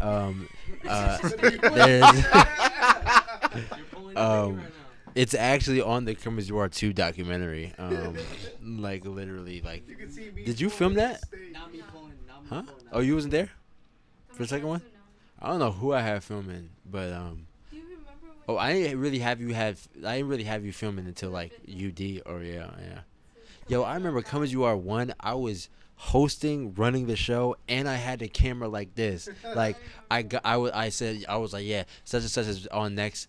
I fucking got off the stage, picked up my camera, and kept filming. Like I was doing the absolute do you most. remember when you were performing in the backyard and then you fell through the like Oh your leg fell yeah, through, yeah. you broke like That's like in my very just what's it energetic for no reason type shit. Cause he fell Nah. to the deck. yeah, cause there was also a show where it was in a backyard and it was like they had us performing on a deck. And I don't know why I just was like had just mad. I was just jumping up and down like singing a song. His leg fell. Yeah, and I fucking broke the fucking floor and my leg fell through the floor and I'm like sitting down like in the floor, half my leg is like through the floor and I'm just like, oh shit. And It's crazy. yeah, I felt really bad. Like I fucking put a hole in the floor. Did you pay for it? Like pay for repairs? No. No. Well, they didn't say anything. They didn't ask, but I'm sure he was dismayed. Yeah, that's He on doesn't YouTube follow too. me anymore. That's on YouTube too. Is it? You was filming that? Yeah. Oh, okay. Shout out Ashley for That's capturing from that some old moment. shit. Car accident. The what? We got into a car accident. Yeah, Oh, when I first hung out with jeez. Ashley, we got into a lot of like that same day. Oh, you we put got it in the on Uber and Ashley? the fucking I don't know, but got into the Uber and I say he's and putting it on you. a car hit the other Uber. Oh, when I fell into the thing. Kuro. He's like, Jamie, pull that clip up. Kuro, pull that clip up. Nah, man. I remember like back in like the first UDs, yeah, like Kurt used to be host, and like you used to see him walking around with a camera and just interviewing people. Like this was like before you had Ash take over that. No, you did one I was filming. Yeah, you were filming. He was like doing like the mic and Yeah. shit. Yeah. Last And then time I- we did it was I think I'm probably gonna do it for the next one, either way with a microphone or just like with a live, just like talk more. Oh, Kurt. Bring that back. Louis Day in the chat. Before anything. Mm-hmm. Special guests for UD Unplugged for future shows, por favor. Wait, what? Special guest? You mean like a feature artist? Special guests. What you mean? I mean special guests. I am so confused. Wait, for what? Unplugged. I am confused. Let me put it to you like this. Let me put it to you like this. You understand though, right? Am I? I'm confused. I'll put it to you like this. Like a guest, a special guest? Like what you mean? I just make the appearance, the random ass appearance. Trying to be a special guest. Ain't you gonna be there? I am gonna be there, but I'm gonna be in the bystander though. Nigga, there's a you can get on stage. You don't gotta be a special guest to get on stage. I mean, at the very last minute. No, I mean, this is. I mean, Get on open mic. no, I mean not even like in a sense like if you wanted to, be like, I don't know. I'm not. I don't know how to say it. I was mainly joking though, but Well, even still, I feel I like was mainly joking. just having the like I like the spontaneous energy of like, oh, if like people in the community wanted to get on stage and say something to the people in the mic, or just be spontaneous in that way, they can be able to. Like I don't want to have to be like, oh, you be the da da da for the day or whatever. Like I just kind of like that, just within like the like Ooh. people could just do that regardless type shit, you know. Yeah. So For me, I kind of treat it like I'm the motherfucker who just spontaneously appears from the main roster. type shit.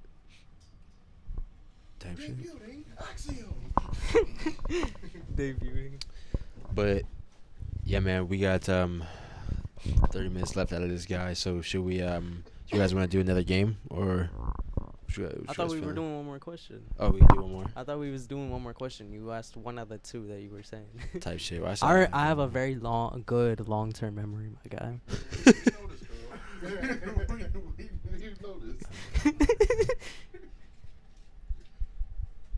I want a juicy one. Oh, juicy. I'm prepared. I'm prepared for that one, bro. What do you mean by that? I don't think he had enough chips. Who, me? Kurt. Donovan? Wow, I need a juicy one. Yo. Facts. Woody.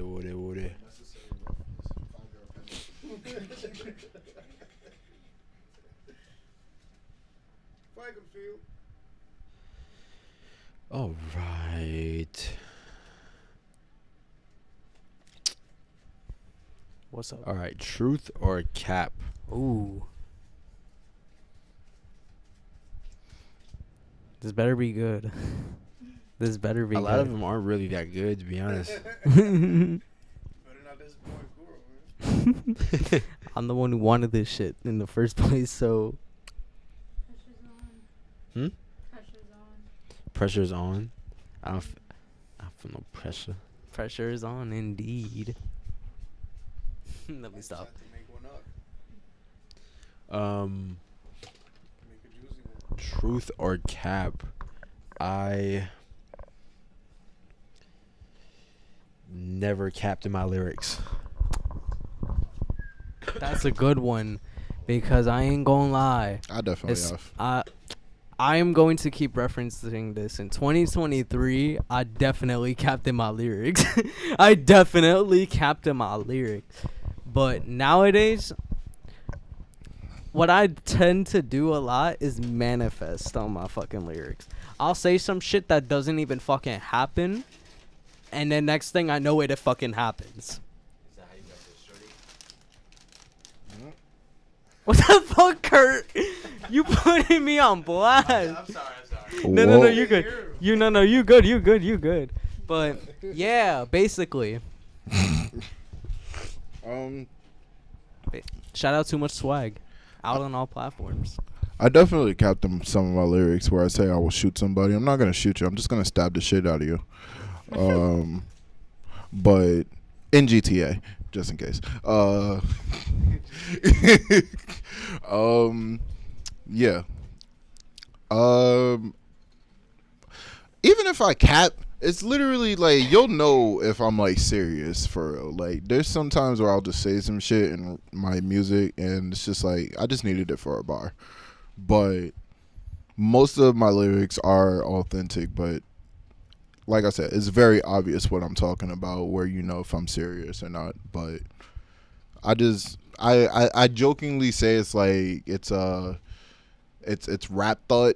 Like you get in that competitive bag where you just get in that thought where it's like, yeah, that's where you kind of separate or blur the lines of reality and fiction for real. So it's just rap. Like it's just rap for real. I'm just talking shit.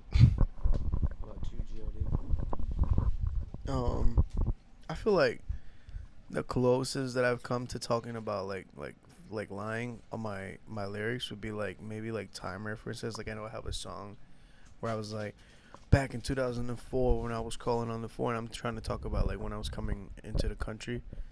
I'm pretty sure it wasn't 2004 because my sister was born in 2004. We were still in Mexico in 2004.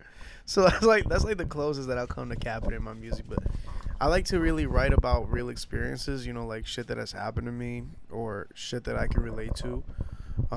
Because like, yeah, I do the music for people to listen to, but more and foremost, I still connect to that root value that this is therapy for me. This is a way of me addressing whatever's happened in my life, documenting it, talking about it, because one thing that I've come to realize throughout my whole life is that, you know, like I've lived through a lot of experiences that a lot of people might be going through or have gone through and they don't know how to quite deal with them. And thank God that I've had a straight mind in my head to be able to deal with some problems that have come my way, and I can aid guidance or sort of help you out in a sense, you know, but I had to help myself first before I could ever help anybody else, you know. And the music allowed me to help myself through reflecting on what has happened in my life, what this moment led on towards me becoming the person I am today, you know.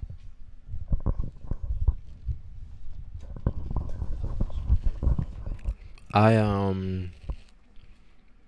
used to kind of say fabrications in some of my music like at the beginning of it, really, when I first started. Wait, what? Oh, you know the old shit. Well, I wouldn't say not even that stuff because I feel like I wouldn't say that's cap because I'm trying to make it like poetic. I'm trying to be like Edgar Allan Poe, so I'm not really like or like make stories about like make up stories and shit. So, but like really when I first started, like even shit I never really put out. Like I would just try to just come up with stuff just to fill in like filler lines and shit like that. So yeah, but yeah, nah, for sure. Like when I first started like actually putting shit out, I was kind of more like definitely want to just like write shit from the heart or just like shit that's like kind of more poetic and like storytelling and stuff. So yeah. Kirby capping in these lyrics. Capping in my rapping. But yeah. Woo woo. You guys know more about us now. Facts. Alright, so this was tough. I enjoyed this. We can get on into the performances. If you guys would like to perform some music, I want to give a sneak peek, and then we can also like clip it for like the performance for like the show and shit like that, or just like in general, like with y'all too, if y'all want to do a song or two.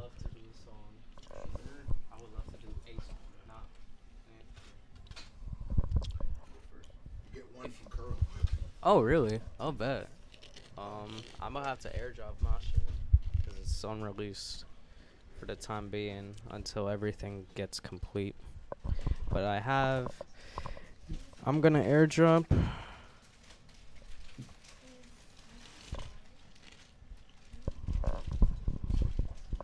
Alright, open that. Yeah, yeah, yeah. What the fuck? You sent it to my phone. I sent it to your computer. Oh, I sent it to your phone? That's crazy. I sent it to your phone. I just sent it to my. How should I send it to the laptop? It should say Cade or Cade. Usually when I click Kurt Donovan, it would definitely link between the two. Can you do it one more time? Let's try. Listen, we ain't never had no old money though. We got a whole lot of new money. There it is. There it is. There it is. Can you pop up more in the frame? Yeah, I got you. I just needed to airdrop something to him. Yeah. Untitled. I just want to post that you're about to perform. Hold up. Now performing whole lot of red. Kurotaro. Yeah. Oh no. Don't tell me it's lagging. Should I just do it like that instead? Like perform it? Should I do it in this? You just click anywhere to open, by the way. You just click anywhere to open. Oh. There it is. I'm definitely not take a page off of somebody's book for that shit. Oh shit. Shout out Trey Budden who put me onto Untitled. That. It's where you put any other shit and just send it Oh, right shit. over. Yeah. How many songs could I do on some real shit? Is this gonna be all on there? Maybe some. Yeah, actually. I actually have two links that I would love for you to open. Alright, hold on.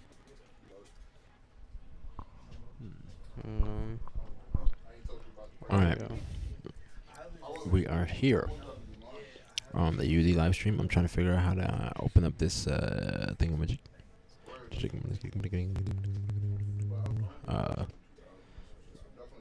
What do these words mean? That's OBS? Huh? That's OBS? Yeah, it's confusing, don't it? Look. Let me see. No, I know what I'm doing. I'm saying is I can't just kind of figure out. Oh yeah. It's on what browser, if you don't mind me asking? Untitled thing? Oh, Safari. Okay. It's not supposed to go. Safari. I'm about to airdrop you a link. Oh, okay. See? What the fuck? Oh, there's Untitled link. Alright, so I think you go to Safari. Find Safari. Is it on Safari? Ah, I see it. I see it. Safari. This? Alright. Try this. There's a bunch of first them. one. Yeah, Safari. Yeah, there's just a bunch of them. That's only. Oh, I think this is. Yeah, yeah. You can hide that shit. Yeah, so there's still almost kind of a work in progress, but it's called Divinity. This is my first time doing Afrobeat. Yeah. Oh, the speakers are off. I'm on app. The speakers. Oh, it's not playing. I'm not playing it. Oh yeah, the speakers are off. Yeah. I know they're off because I can tell. I've been here long enough to know this. Oh, my bad. I'm so sorry. Alright. We go. We're going. Yeah, I have enough space. I think I'm good. I think I'm good. Thank you. We're gonna do it on the phone. Yeah, I know. Oh, okay. I was moving the chair. I'm about to post. Hold up. Oh, sorry.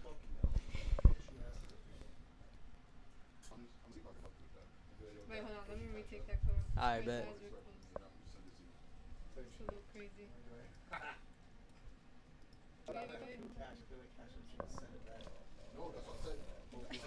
You make a crazy face every time. Should I Sorry. post it or no? Or retake it? You can retake it. Hold up, I got you.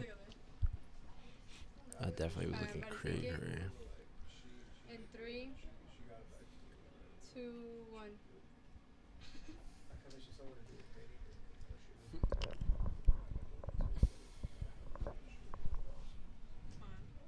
You can beat this, can you? Huh? Like, go move back, 'cause like, Why'd you just take a picture of him? that's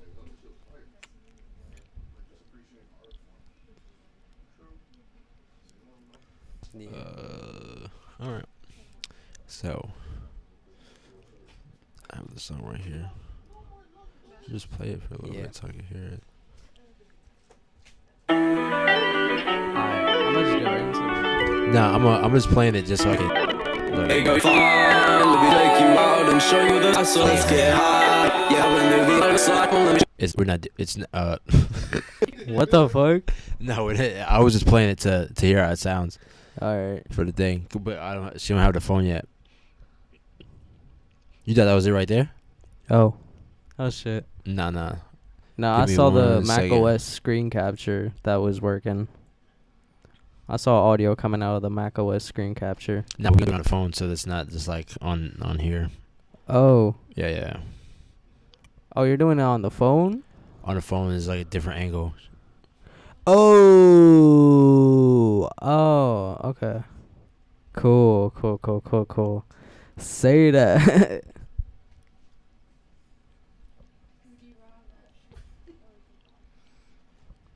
Around the world. Hope I don't regret it. I'ma give you more.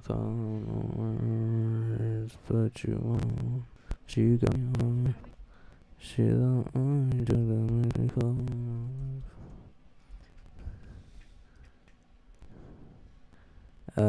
iPhone camera?